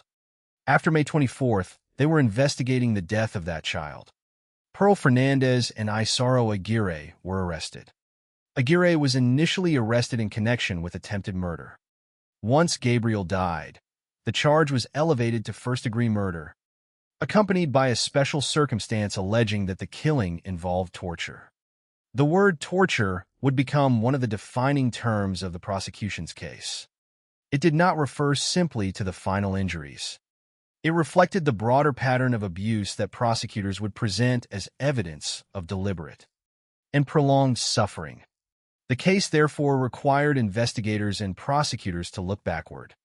They had to consider the circumstances that had preceded the final medical emergency and determine how the different forms of abuse fit together. Gabriel's injuries were part of that reconstruction. His fractured skull, broken ribs, burns, bruises, missing teeth, and embedded BB pellets demonstrated the physical severity of what had happened to him. But the prosecution's broader argument depended on more than the final injuries. It depended on the history.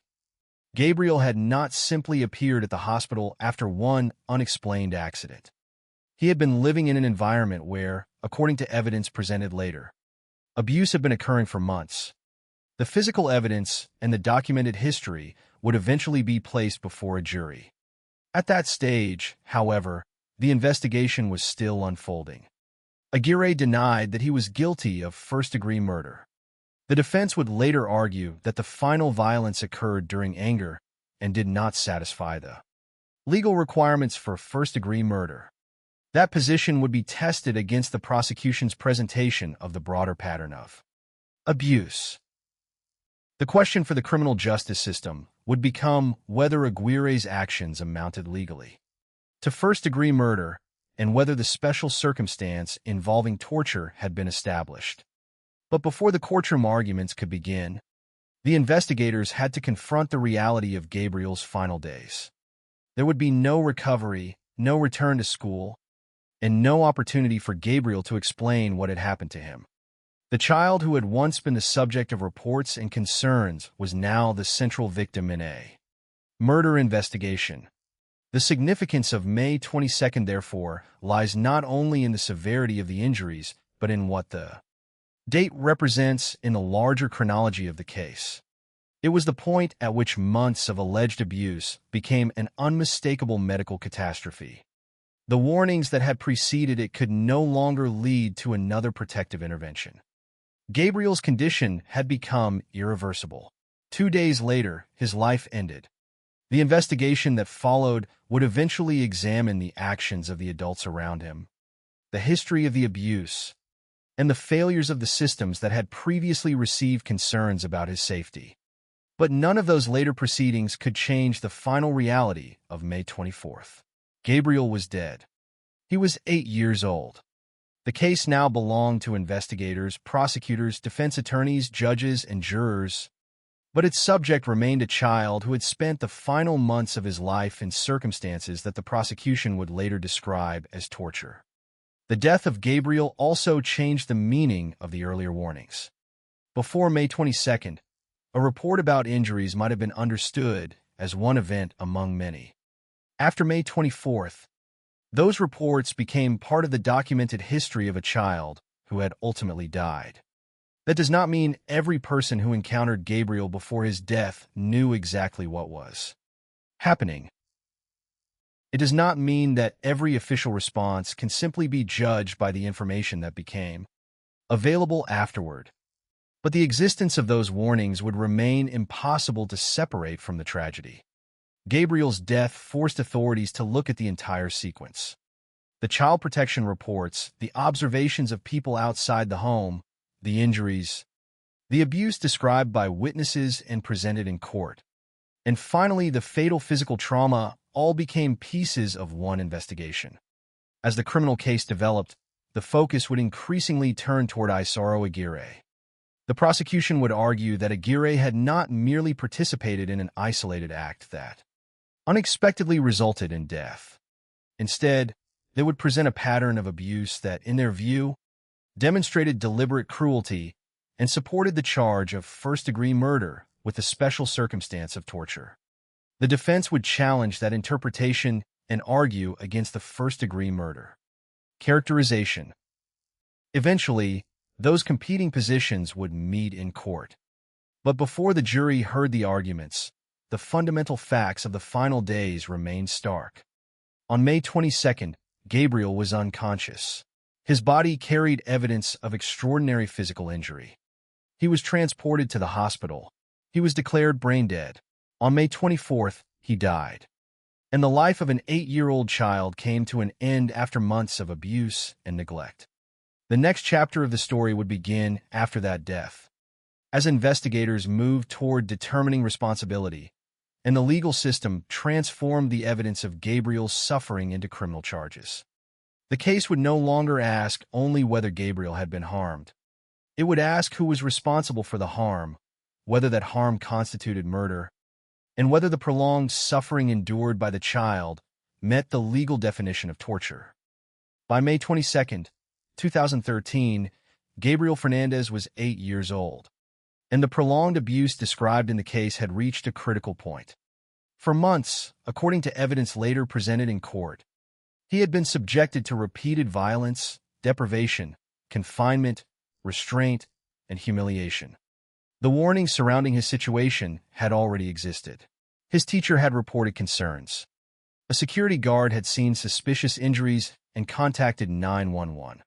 Child protection authorities had received reports. Police had become involved at different points. Yet Gabriel remained in the home with his mother, Pearl Cynthia Fernandez, and her boyfriend, Isaro Aguirre. Then, on May 22nd, something happened that transformed the case from an ongoing child protection concern into an immediate medical emergency and, ultimately, a homicide investigation. Gabriel was found unconscious at the Palmdale residence. Emergency personnel were called, and what they encountered revealed the severity of the physical harm the child had suffered. The injuries were catastrophic. Gabriel had a fractured skull. He had multiple broken ribs. His body showed burns and bruises. He had lost teeth. BB pellets were embedded in his body, including in the area of his groin. These injuries were not consistent with the ordinary dangers of childhood. They represented an extreme level of physical trauma inflicted upon an 8-year-old boy. Gabriel was taken to the hospital, but the damage was too severe. He was declared brain dead.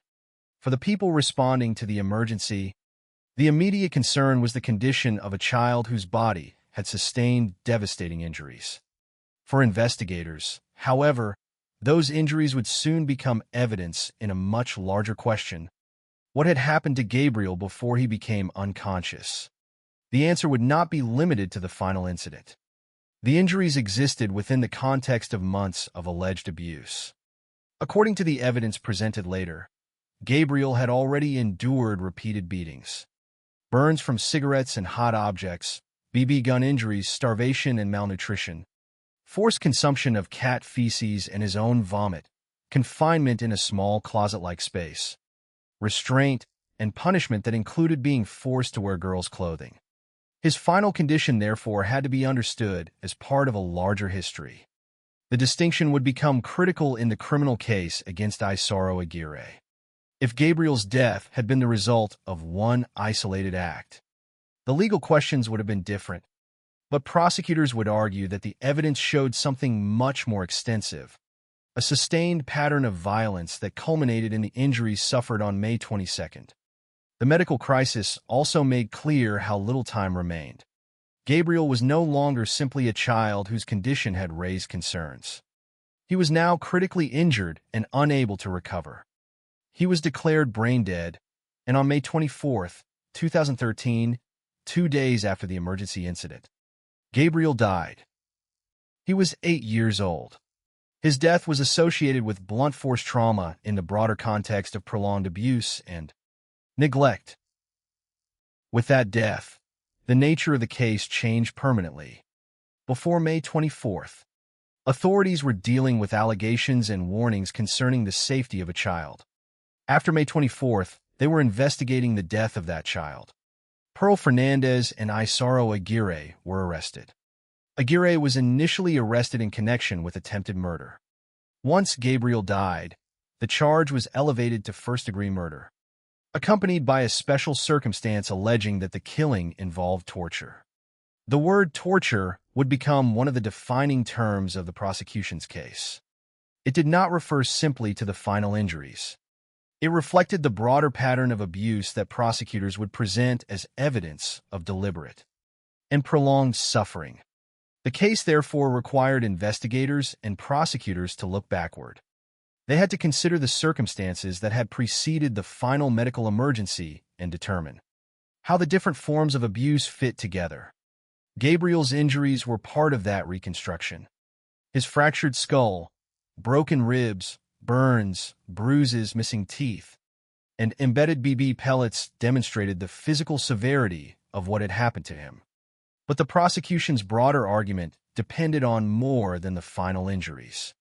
It depended on the history. Gabriel had not simply appeared at the hospital after one unexplained accident. He had been living in an environment where, according to evidence presented later, abuse had been occurring for months. The physical evidence and the documented history would eventually be placed before a jury. At that stage, however, the investigation was still unfolding. Aguirre denied that he was guilty of first-degree murder. The defense would later argue that the final violence occurred during anger and did not satisfy the legal requirements for first-degree murder. That position would be tested against the prosecution's presentation of the broader pattern of abuse.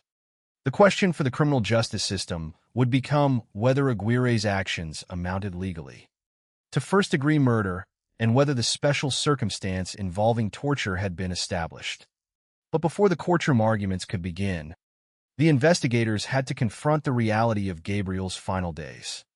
There would be no recovery, no return to school, and no opportunity for Gabriel to explain what had happened to him.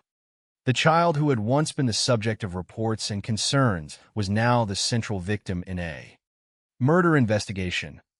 The significance of May 22nd, therefore, lies not only in the severity of the injuries, but in what the date represents in the larger chronology of the case.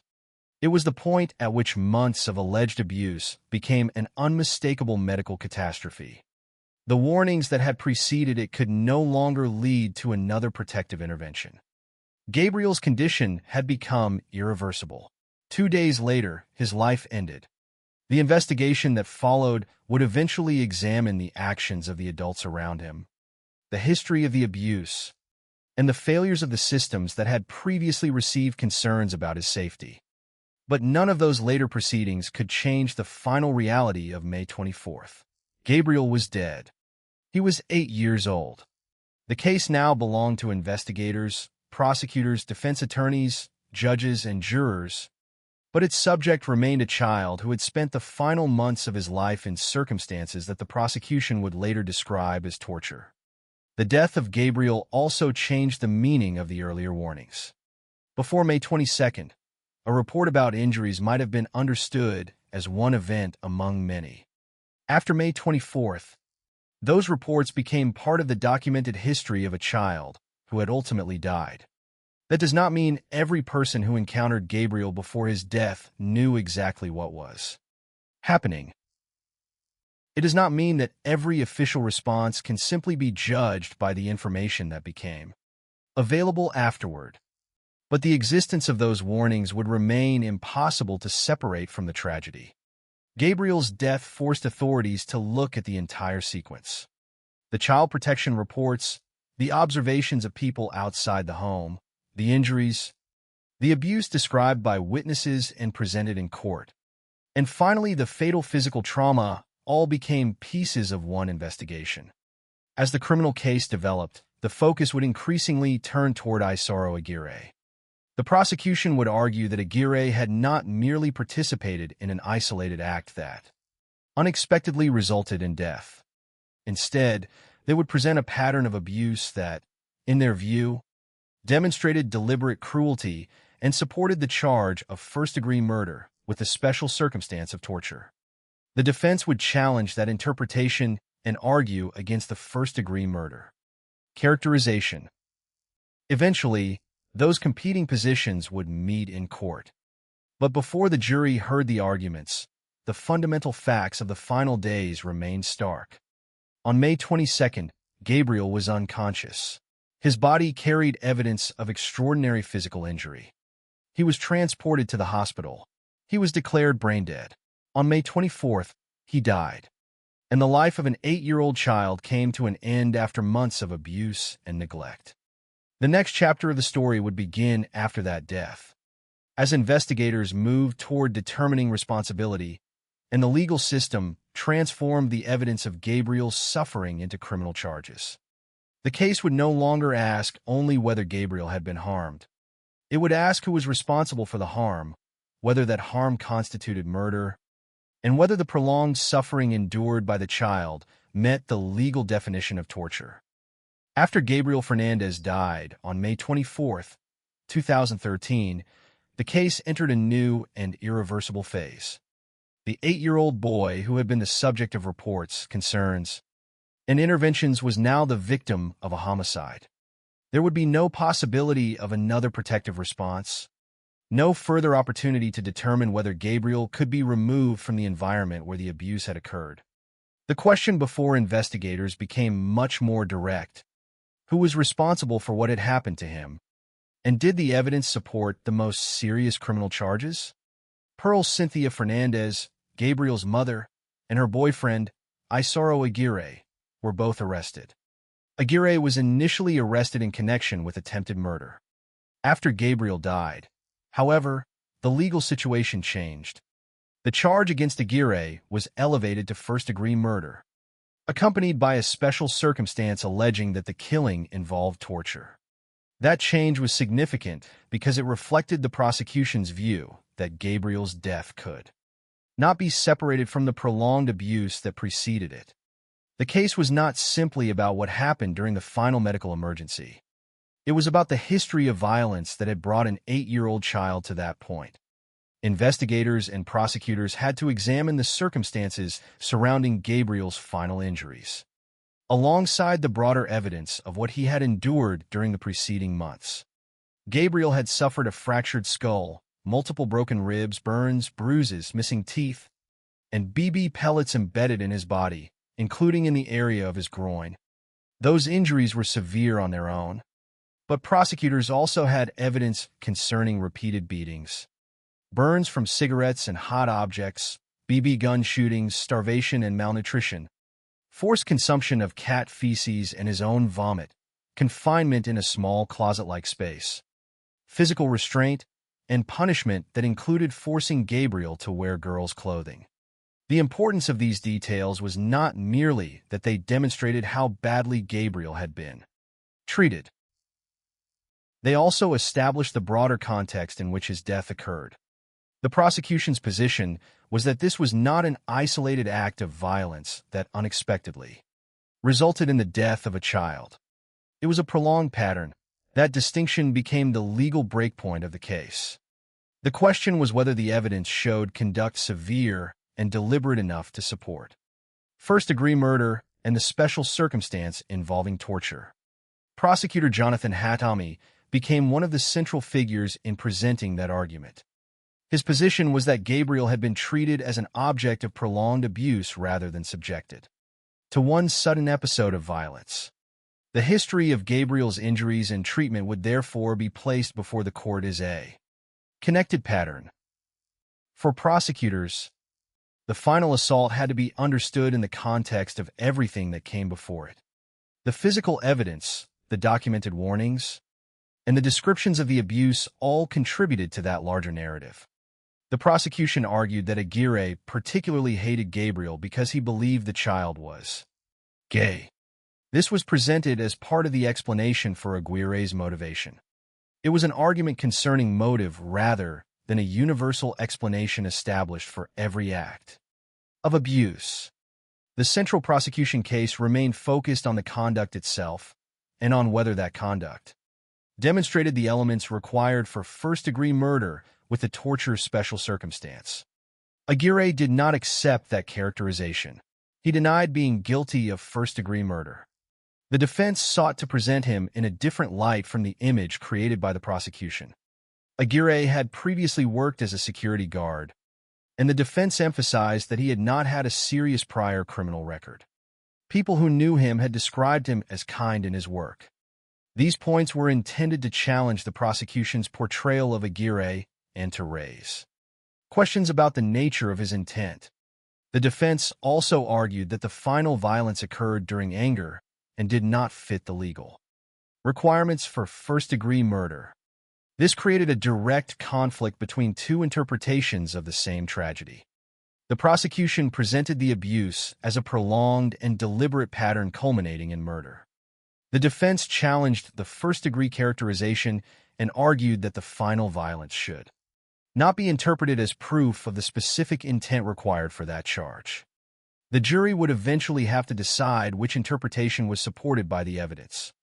But the case had another dimension that extended beyond Aguirre's personal responsibility. Gabriel's death also brought renewed attention to the earlier reports and interventions involving his safety. Before the homicide investigation, a teacher had noticed abnormalities and contacted authorities. A security guard had seen suspicious injuries and contacted 911. Child protection authorities had received reports concerning Gabriel. Police had become involved at different points, yet Gabriel had remained in the same environment. After his death, the handling of those earlier warnings became a subject of intense scrutiny. The question was not only what Aguirre and Pearl had done to Gabriel, but what had happened when information about his safety reached the institutions responsible for protecting children. Social workers involved in handling Gabriel's case eventually faced criminal allegations concerning their conduct. Those allegations focused on the handling of his case and the failure to remove him from the home. However, the legal outcome was different from the criminal case against Aguirre. The charges against the social workers were later dismissed. A California appellate court concluded that, under the circumstances, the failure to remove Gabriel from the home was insufficient to establish criminal liability for child abuse. That distinction is important. The later legal proceedings did not establish that every failure surrounding Gabriel's protection constituted a criminal offense. Instead, they demonstrated how difficult it could be to translate institutional mistakes or failures into individual criminal responsibility. The case also resulted in internal disciplinary consequences for some law enforcement personnel involved. These developments would become part of the broader aftermath, but during the homicide prosecution, the primary question remained the responsibility of the adults who had been caring for Gabriel. Aguirre's case was therefore moving toward trial with two competing narratives. One presented by the prosecution described months of abuse, physical suffering, confinement, deprivation, and humiliation that culminated in fatal blunt force trauma. The other, presented by the defense, challenged the characterization of Aguirre's conduct as first-degree murder and emphasized his previous lack of a serious criminal record and the argument that the final violence occurred during anger. The jury would not be asked to decide whether Gabriel had suffered. The evidence of his injuries and the broader history of abuse formed the foundation of the case. Instead, jurors had to determine the legal meaning of that evidence and whether it proved the charges beyond the required standard. The prosecution's argument about torture was particularly important. The special circumstance did not depend solely upon the existence of violence. It was connected to the nature and circumstances of the killing and the prolonged suffering that prosecutors argued Gabriel had endured. The history, therefore, became central to the legal case. Every part of that history contributed to the question of whether the final crime should be understood as an isolated violent event or as the culmination of deliberate, prolonged abuse. By the time the case reached the courtroom, Gabriel could no longer speak for himself. The evidence had to tell the story. His injuries, the reports made before his death, the testimony concerning the treatment he endured, and the circumstances of the final assault all became part of the prosecution's attempt to reconstruct the final months of his life. The defense would offer its own interpretation, particularly concerning Aguirre's intent and the legal distinction between different forms of homicide. The trial therefore became a contest not over whether Gabriel had been harmed, but over how the law should classify what had happened to him. Ultimately, the jury reached its decision. On November 15, 2017, after considering the evidence presented during the trial, the jury found Isauro Aguirre guilty of first-degree murder. The jury also found true the special circumstance alleging that the murder involved torture. That verdict represented the conclusion of the first major legal question surrounding Gabriel's death. The jury had accepted the prosecution's characterization of the crime rather than the defense's argument against first-degree murder. But the case was not yet finished. A conviction for first-degree murder was followed by a separate and equally consequential question. What punishment should Aguirre receive? The evidence concerning Gabriel's suffering would once again become central. The jury would have to consider the appropriate penalty for a crime that had been found to involve torture. The answer would come weeks later, after another stage of deliberation. For Gabriel's family, and for everyone following the case, the legal process had reached a decisive point. Aguirre had been found guilty. The special circumstance had been established. But the final sentence remained to be determined. The next stage would therefore move from the question of guilt to the question of punishment, culminating in the jury's recommendation of the death penalty, and later, the formal sentencing of Isauro Aguirre. By November 2017, more than 4 years had passed since Gabriel Fernandez was taken from the Palmdale home unconscious and ultimately died. The criminal case against Isauro Aguirre had reached the stage where the evidence gathered after Gabriel's death would be tested against the legal requirements for first-degree murder. At the center of the prosecution's case was the history of what Gabriel had endured before his final hospitalization. The prosecution did not present his death as an isolated moment of violence. Instead, the case was built around a pattern: repeated beatings, burns from cigarettes and hot objects, BB gun injuries, starvation and malnutrition, forced consumption of cat feces and his own vomit, confinement in a small closet-like space, physical restraint, and punishment that included forcing Gabriel to wear girls' clothing. These details mattered because prosecutors argued that the violence inflicted upon Gabriel had continued for months and that the final injuries could not be understood separately from that history. Prosecutor Jonathan Hadami argued that Gabriel had been subjected to prolonged abuse and that the treatment amounted to torture. The prosecution's position was that Aguirre's conduct was not simply a sudden act of anger that unexpectedly resulted in the death of a child. Instead, the evidence showed, in the prosecution's view, a sustained course of cruelty that culminated in murder. The circumstances surrounding Gabriel's final injuries reinforced that argument. When emergency personnel arrived on May 22, 2013, Gabriel was unconscious. He had suffered a fractured skull, multiple broken ribs, burns, bruises, missing teeth, and BB pellets embedded in his body, including in the area of his groin. He was transported to the hospital and declared brain dead. 2 days later, on May 24th, Gabriel died. His death was associated with blunt force trauma in the broader context of prolonged abuse and neglect.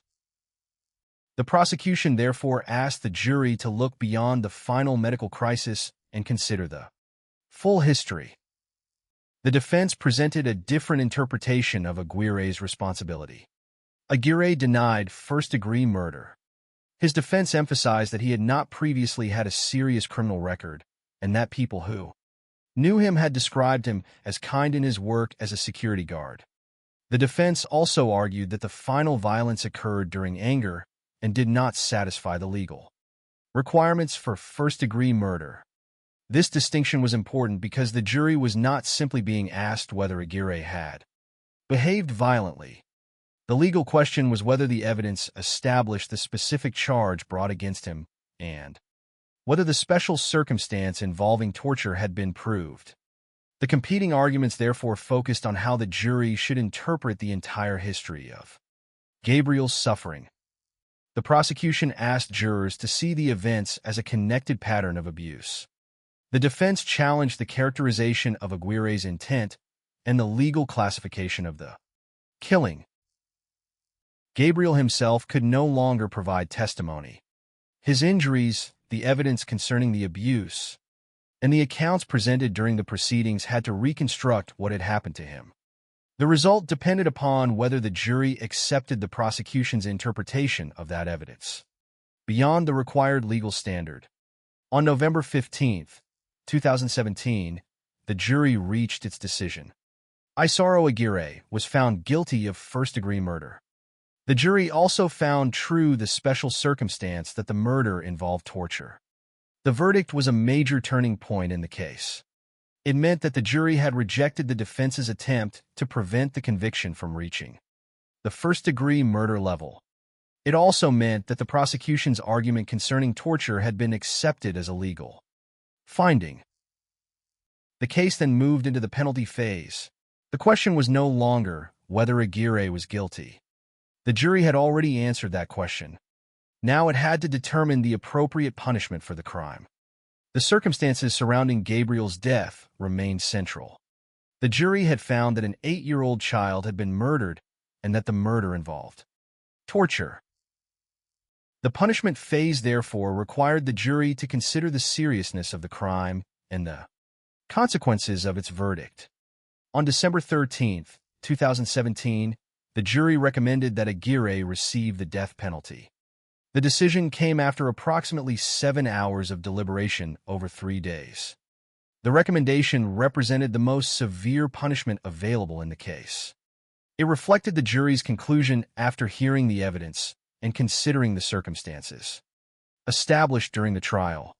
But even after the jury's recommendation, the legal process was not completely finished. The sentence still had to be formally imposed by the court. Judge George Lamelli presided over the sentencing stage.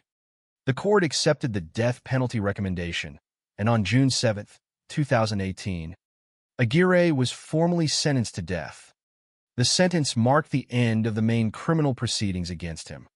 But the legal story did not end with Aguirre. Pearl Fernandez, Gabriel's mother, had also been prosecuted for her role in her son's death. Her case followed a different path. Rather than going through a full trial like Aguirre, Pearl entered a guilty plea. In February 2018, she pleaded guilty to first-degree murder and admitted the special circumstance involving murder by torture. By accepting the plea, she avoided a full trial in which she could potentially have faced the death penalty. On June 7, 2018, the same day Aguirre was formally sentenced to death, Pearl was sentenced to life imprisonment without the possibility of parole. Her legal responsibility was therefore established through her guilty plea rather than a jury verdict following a complete trial. The two adults at the center of the criminal case consequently received different sentences, but both were held legally responsible for Gabriel's death. Aguirre received the death penalty after being convicted at trial. Pearl received life imprisonment without parole after pleading guilty to first-degree murder and admitting the torture special circumstance. Her later attempt to have the sentence reconsidered was rejected in 2021. These outcomes brought the criminal proceedings to their most significant conclusions, but they did not resolve every question surrounding Gabriel's death. The trial had focused primarily on the criminal responsibility of Aguirre and the role of Pearl. Yet Gabriel's case had another dimension that could not be addressed simply by sentencing the people responsible for his death. Before the homicide investigation began, warnings about Gabriel's safety had already reached people outside the household. His teacher had reported concerns. A security guard had contacted 911 after seeing suspicious injuries. Child protection authorities had received reports. Police had been involved at different points. After Gabriel's death, the handling of those warnings became a separate source of scrutiny. Social workers involved in his case eventually faced criminal allegations concerning their handling of the matter and the failure to remove Gabriel from the home. Those charges were later dismissed. A California appellate court concluded that, under the circumstances, the failure to remove Gabriel from the home was insufficient to establish criminal liability for child abuse. Some law enforcement personnel involved in the case also faced internal discipline. These proceedings were separate from Aguirre's murder conviction and Pearl's guilty plea, but they were part of the broader consequences of Gabriel's death. They demonstrated that the case had raised questions extending beyond the actions of the two people. convicted or held responsible for his murder. The legal system had answered the question of criminal responsibility for Gabriel's death. But another question remained: how had the system responsible for protecting children failed to prevent the tragedy? The sentences could establish accountability after Gabriel was gone, but they could not reverse the events that had led to his death. Aguirre's conviction established that he was legally responsible for first-degree murder and that the murder involved torture. Pearl's guilty plea established her responsibility for first-degree murder with the same torture. Special circumstance. Yet neither outcome could give Gabriel another chance at the life he should have had. By June 2018, the principal criminal cases had reached their formal conclusions. Aguirre had been sentenced to death. Pearl had been sentenced to life without parole. The courtroom proceedings were over. But Gabriel's story continued to raise questions outside the courtroom. His case had become a symbol of the consequences that can follow when warning signs surrounding a vulnerable child do not result in effective protection. The next chapter would therefore move beyond the verdicts and sentences. It would examine what happened to the people and institutions connected to Gabriel's case, the legal consequences faced by social workers and law enforcement personnel, and the reforms that followed. Most importantly, it would return to the question that had existed before the murder charges, before the trial, and before the sentences. Gabriel had been seen, concerns had been reported, and authorities had been involved. Why had those warnings not been enough to keep an 8-year-old child safe? The criminal proceedings against Isaro Aguirre and Pearl Fernandez eventually reached their conclusions.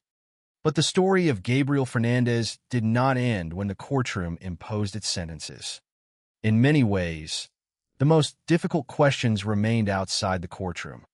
A jury could determine whether Aguirre was guilty of first-degree murder. A sentence could determine what punishment he would receive. Pearl could enter a guilty plea and accept life imprisonment without parole. But none of those legal outcomes could answer the question that had existed before Gabriel's death. What could have been done to protect him while there was still time? Gabriel had not disappeared without a trace. His suffering had produced warning signs. A teacher noticed abnormalities and reported concerns. A security guard saw suspicious injuries and contacted 911. Child protection authorities received reports involving Gabriel. Police became involved at different points. Yet Gabriel remained in the home where the abuse was occurring. After his death, that sequence became one of the most troubling aspects of the case. It was no longer possible to view each warning as an isolated event. Taken together, they formed a record of a child who had been vulnerable before the final assault. The existence of those warnings did not mean that every person who encountered Gabriel understood the full extent of what was happening. It did not mean that every official response was legally sufficient to constitute criminal wrongdoing. But it did mean that the case raised serious questions about how a child protection system recognizes danger, evaluates reports, and decides when intervention is necessary. Those questions became especially important because the system had been given opportunities to respond before Gabriel died. The tragedy was therefore not simply that the abuse was eventually discovered. The tragedy was that it became fully undeniable only after Gabriel had already suffered catastrophic injuries. In the aftermath, social workers involved in handling Gabriel's case faced criminal allegations concerning their conduct. The allegations were connected to the way the case had been handled, and, particularly, to the failure to remove Gabriel from the home. These proceedings were separate from the criminal case against Aguirre and the prosecution of Pearl Fernandez. They focused on the actions and responsibilities of the people who had been involved in the child protection process. Ultimately, however, the criminal charges against the social workers were dismissed. A California appellate court concluded that, under the circumstances, the failure to remove Gabriel from the home was insufficient to establish criminal liability for child abuse. That legal conclusion is important because it demonstrates the distinction between an institutional failure and a criminal offense. A decision can be criticized, questioned, or viewed as inadequate without necessarily meeting the legal requirements for criminal punishment. Gabriel's case forced those questions into public view, but the courts still had to apply the standards required for criminal responsibility. The aftermath also included internal disciplinary consequences for some law enforcement personnel involved in the case. These actions reflected the continuing scrutiny of how the authorities had responded to the warnings surrounding Gabriel. Again, however, internal discipline and criminal conviction were different forms of accountability. The legal system had already established the criminal responsibility of the adults at the center of Gabriel's death. The broader institutional review was concerned with another issue: whether the agencies and individuals who had encountered warning signs had responded appropriately. These two questions could exist simultaneously. Isaro Aguirre and Pearl Fernandez could be held responsible for Gabriel's death, while the system surrounding them could also be examined for failures that allowed the abuse to continue. That distinction became one of the most important lessons of the case. The investigation and legal proceedings also brought attention to the child welfare system in Los Angeles County. Gabriel's death became a symbol of failures within that system and contributed to significant reforms in local child welfare. The reforms were an attempt to address the weaknesses exposed by the case and to improve the way vulnerable children are protected. But reform is always something that comes after the event that made reform necessary. For Gabriel, there was no future in which those changes could benefit him. That is one of the hardest truths surrounding cases like this. Institutions can change their procedures after a tragedy. Policies can be reconsidered. Personnel can be disciplined. Systems can be reorganized. But none of those changes can return the child whose suffering revealed the weakness in the first place.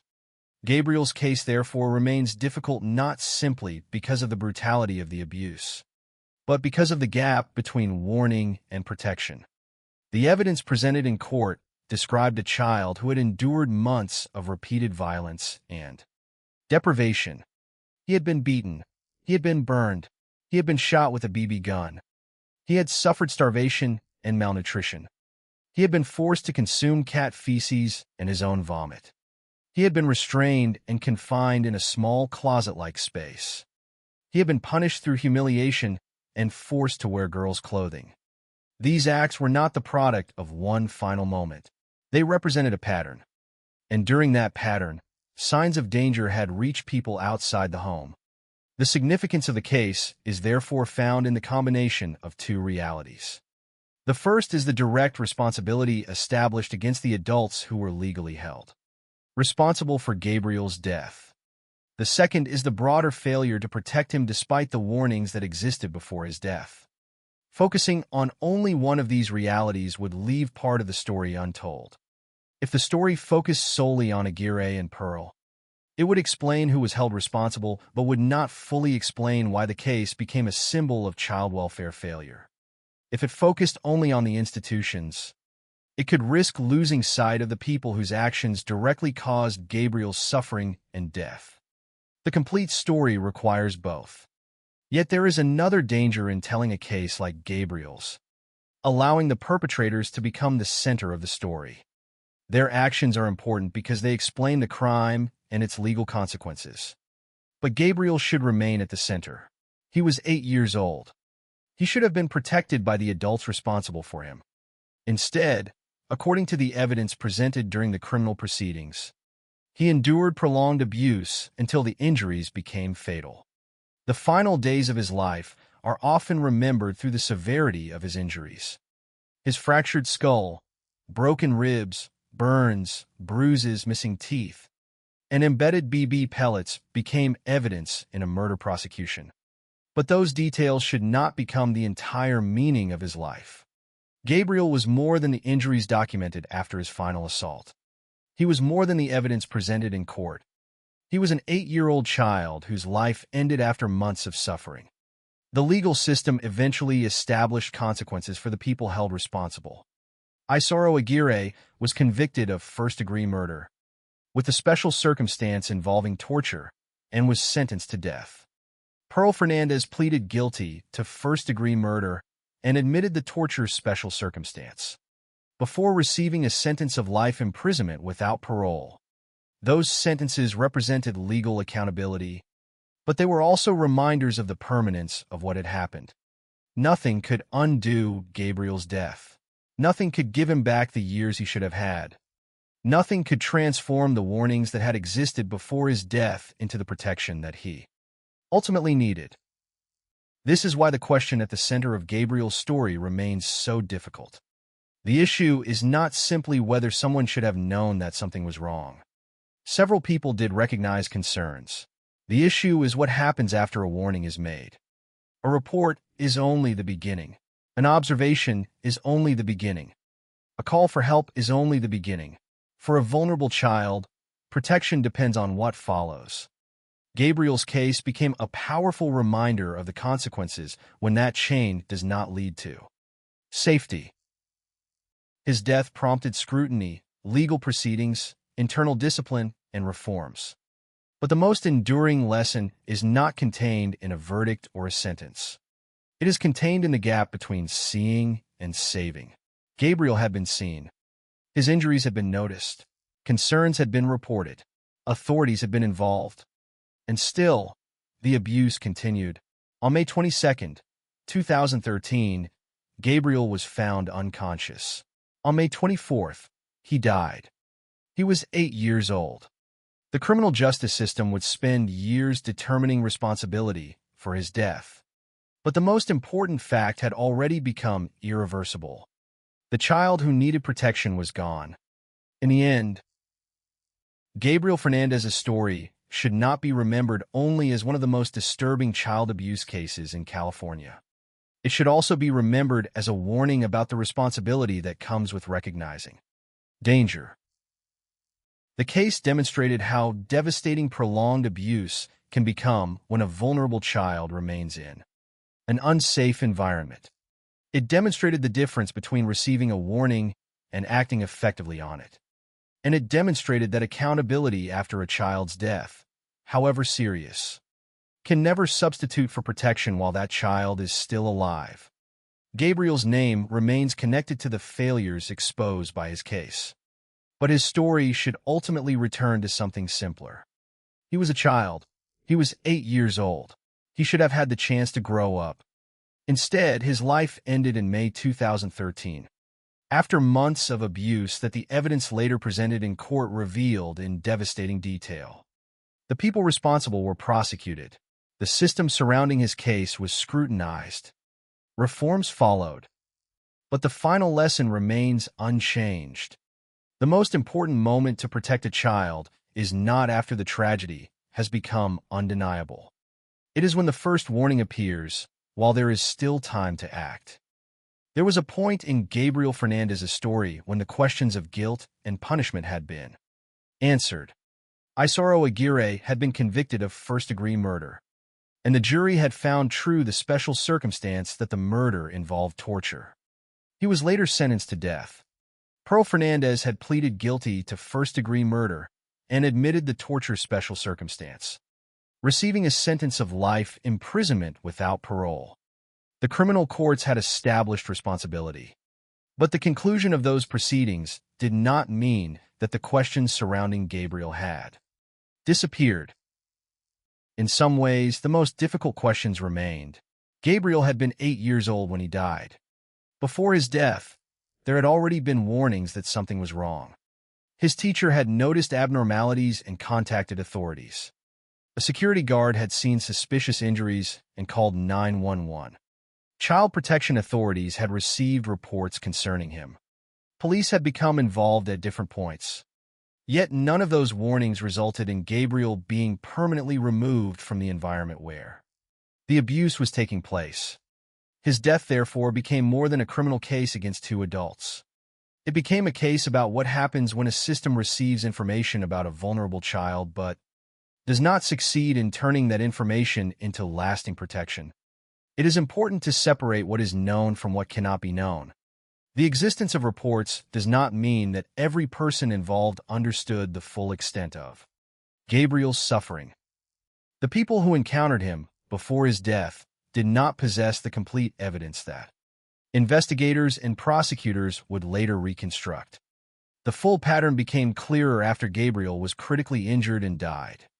His fractured skull, multiple broken ribs, burns, bruises, missing teeth, and BB pellets embedded in his body, including in the area of his groin, revealed the devastating physical condition in which he had been found.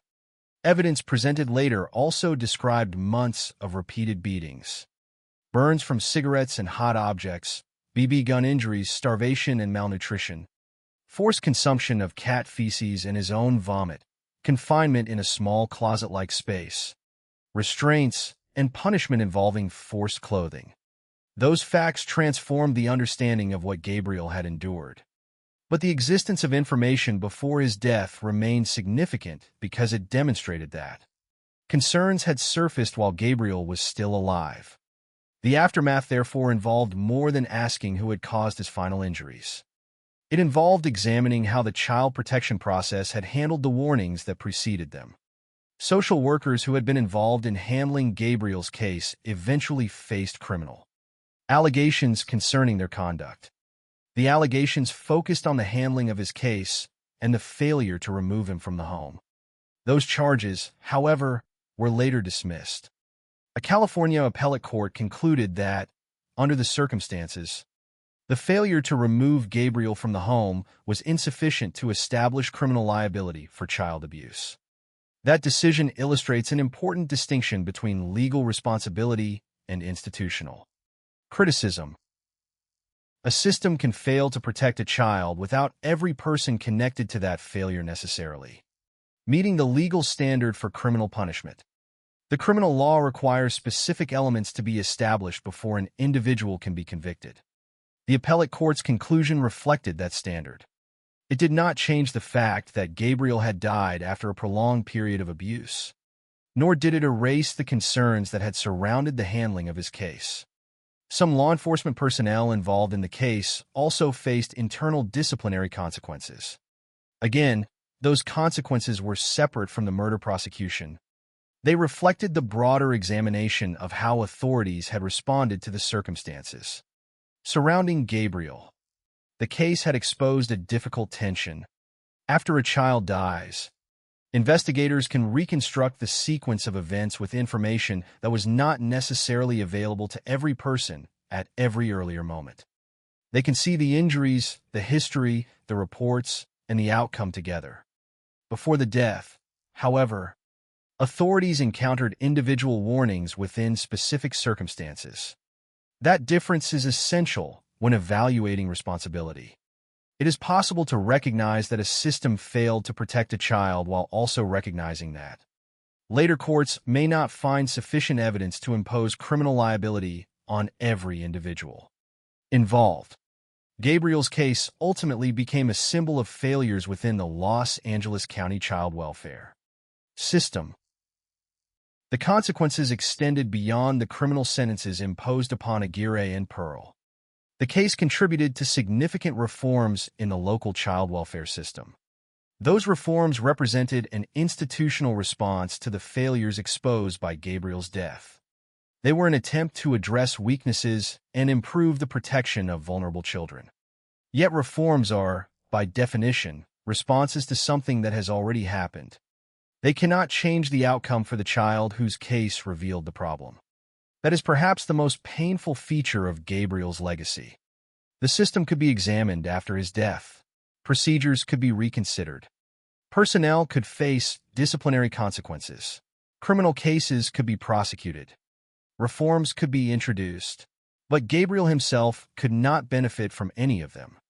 His opportunity for protection had existed before May 22, 2013. His opportunity to live had existed before May 24, 2013. The later consequences could not restore either opportunity. This is why the story of Gabriel Fernandez should not be reduced to the punishment of the adults responsible for his death. The sentences are important because they establish legal accountability. Aguirre's death sentence followed his conviction for first-degree murder and the jury's finding that the murder involved torture. Pearl's life without parole sentence followed her guilty plea to first-degree murder and her admission of the torture special circumstance. But those outcomes are only one part of the story. Another part concerns the responsibility to recognize danger before it becomes irreversible. Gabriel's case demonstrated the difference between awareness and effective protection. A teacher can notice something unusual. A security guard can see injuries. A report can reach child protection authorities. Police can become involved. But if the sequence does not ultimately result in a child being safe, the warning has not achieved its most important purpose.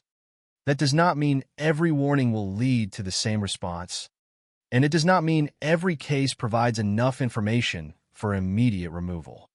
But Gabriel's case showed the consequences when the accumulated concerns surrounding a child do not prevent continued exposure to danger. The final assault made the earlier warnings impossible to ignore. By the time emergency personnel found Gabriel unconscious, there was no longer an opportunity to debate whether something might be wrong. The evidence of physical harm was overwhelming. His skull was fractured. His ribs were broken. His body showed burns and bruises.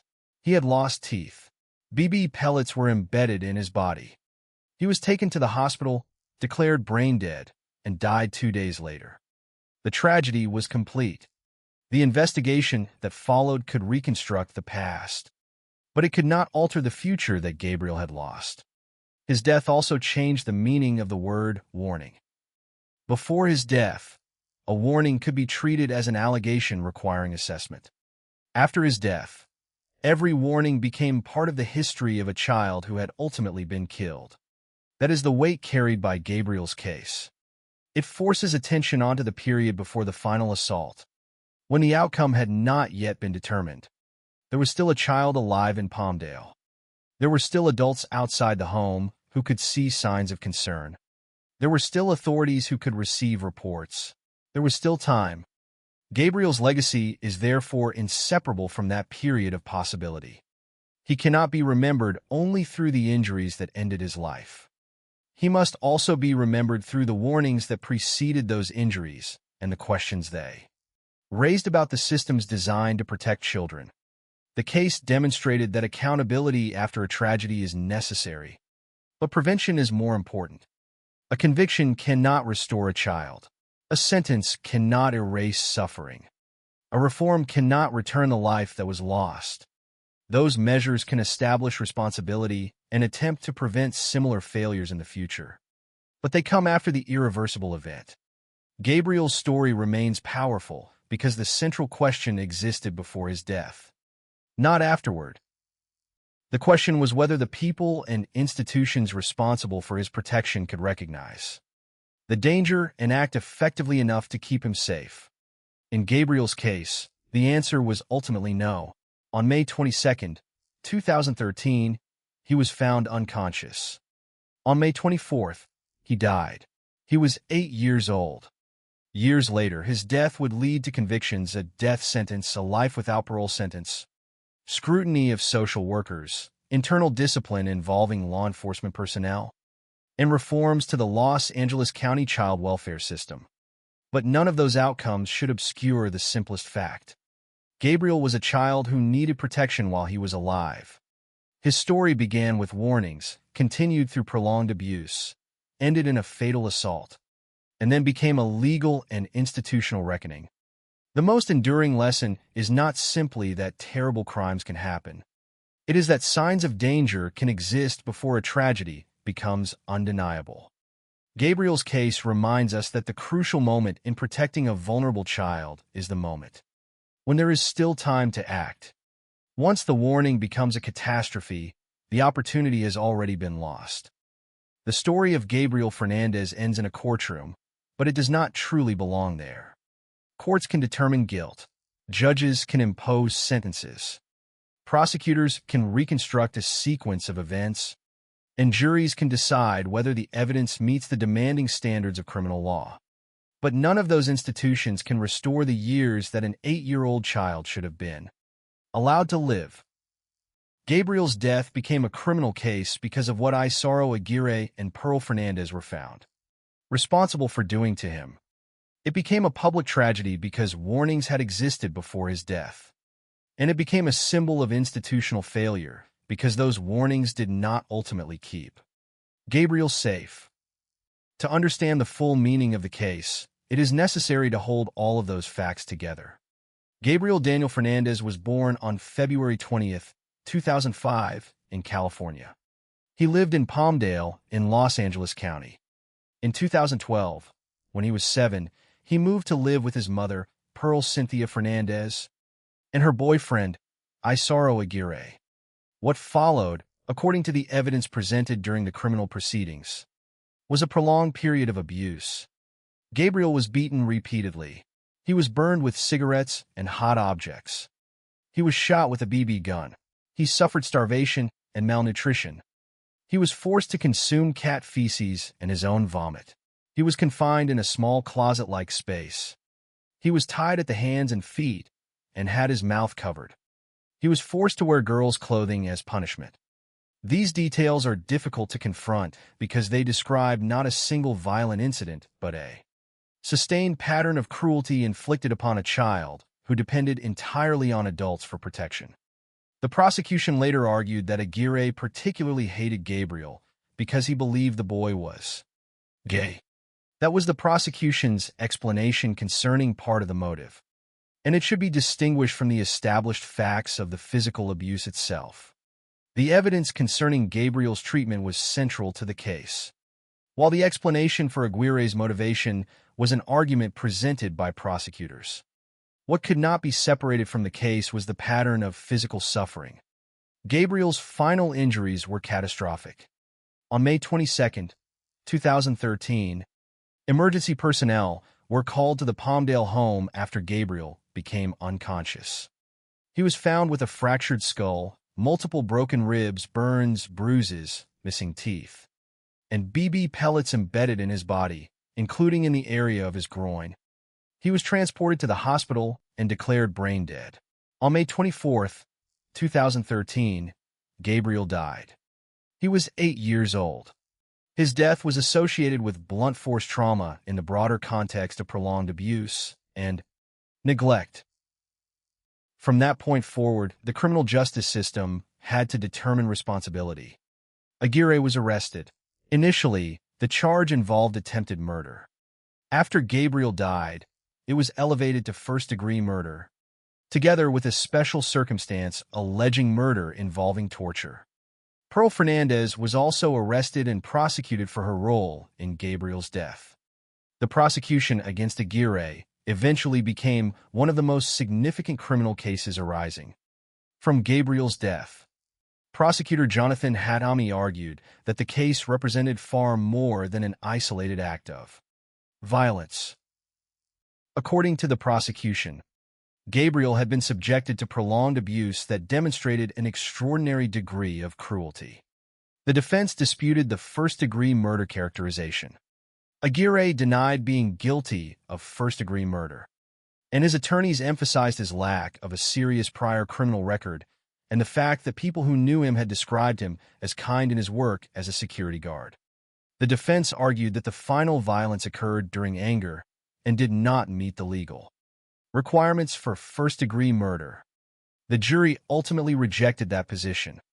On November 15, 2017, Aguirre was found guilty of first-degree murder. The jury also found true the special circumstance that the murder involved torture.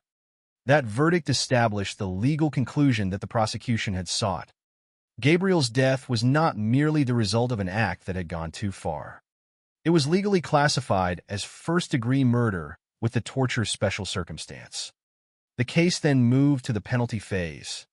After approximately 7 hours of deliberation over 3 days, the jury recommended the death penalty on December 13, 2017. Judge George Lamelli later accepted the recommendation, and on June 7, 2018, Aguirre was formally sentenced to death. Pearl Fernandez's case followed a different path. In February 2018, she pleaded guilty to first-degree murder and admitted the special circumstance involving murder by torture. By accepting the plea, she avoided a full trial that could have resulted in a death sentence. On June 7, 2018, she was sentenced to life imprisonment without the possibility of parole. Her later request to have the sentence reconsidered was rejected in 2021. The criminal proceedings therefore produced severe and permanent consequences for both adults. But Gabriel's case could not be understood solely through the sentences. Before his death, people outside the home had already noticed signs that something was wrong. His teacher had contacted authorities after noticing abnormalities. A security guard saw suspicious injuries and called 911. Child protection authorities received reports concerning Gabriel. Police became involved at different points, yet Gabriel remained in the home. This sequence became one of the most painful aspects of the case because it demonstrated that the danger had not been completely invisible. The system had received warnings. What followed became the subject of intense scrutiny. Social workers who had handled Gabriel's case faced criminal allegations connected to their conduct and to the failure to remove him from the home. Those charges were eventually dismissed.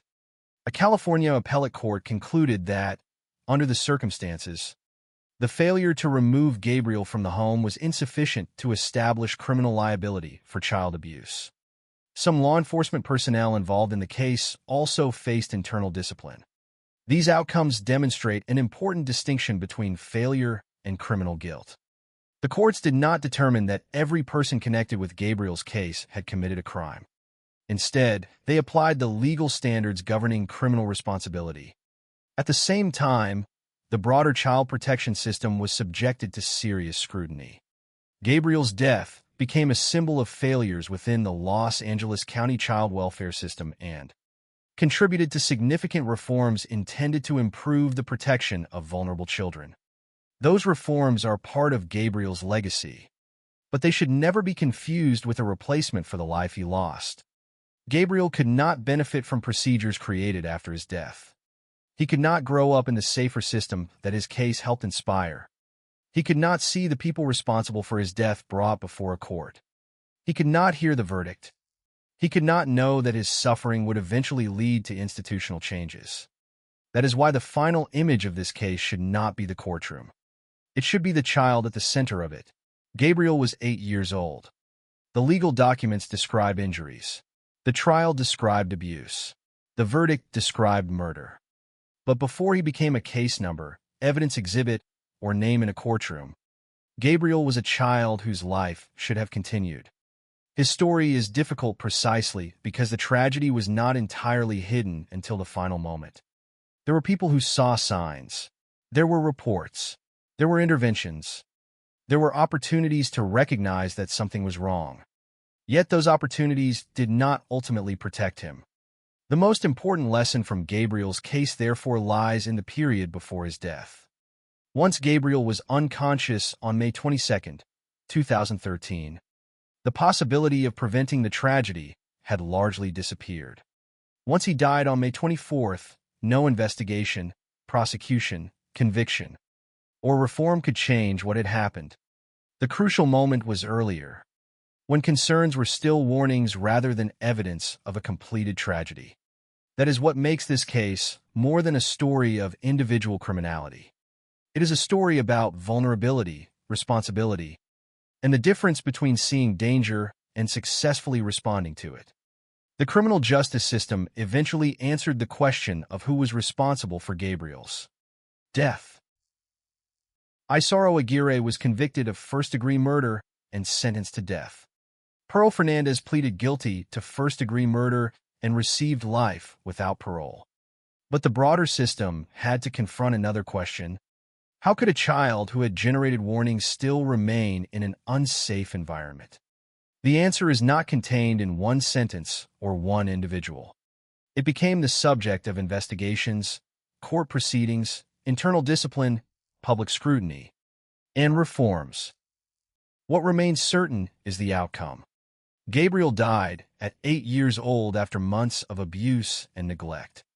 His death exposed weaknesses that had existed before the final assault and forced institutions to examine how they responded to children in danger. His story therefore carries a lesson that reaches beyond one family, one home, or one county. A warning matters because it creates an opportunity. A report matters because it may be the moment when a child's circumstances can still be changed. Protection matters most before the injuries become fatal, before the hospital becomes the last stop, and before the courtroom becomes the only place where the child's suffering can finally be fully acknowledged. Gabriel's case ended with convictions and sentences, but those are not the measure of what his life should have been. He should have had years ahead of him. He should have had the ordinary experiences of childhood, safety, education, friendship, growth, and the simple possibility of becoming an adult. Instead, his final months were marked by abuse, and his final days ended in catastrophic injury. Remembering Gabriel, therefore, requires more than remembering how he died. It requires remembering that he was 8 years old, that people had seen signs of danger, and that there was a time when the outcome had not yet been decided. His name remains connected to one of California's most disturbing child abuse cases. But his legacy should ultimately be about the responsibility to protect vulnerable children while there is still time. The final lesson of Gabriel Fernandez's story is painfully simple. Accountability after a tragedy is necessary, but protection before the tragedy is what matters most.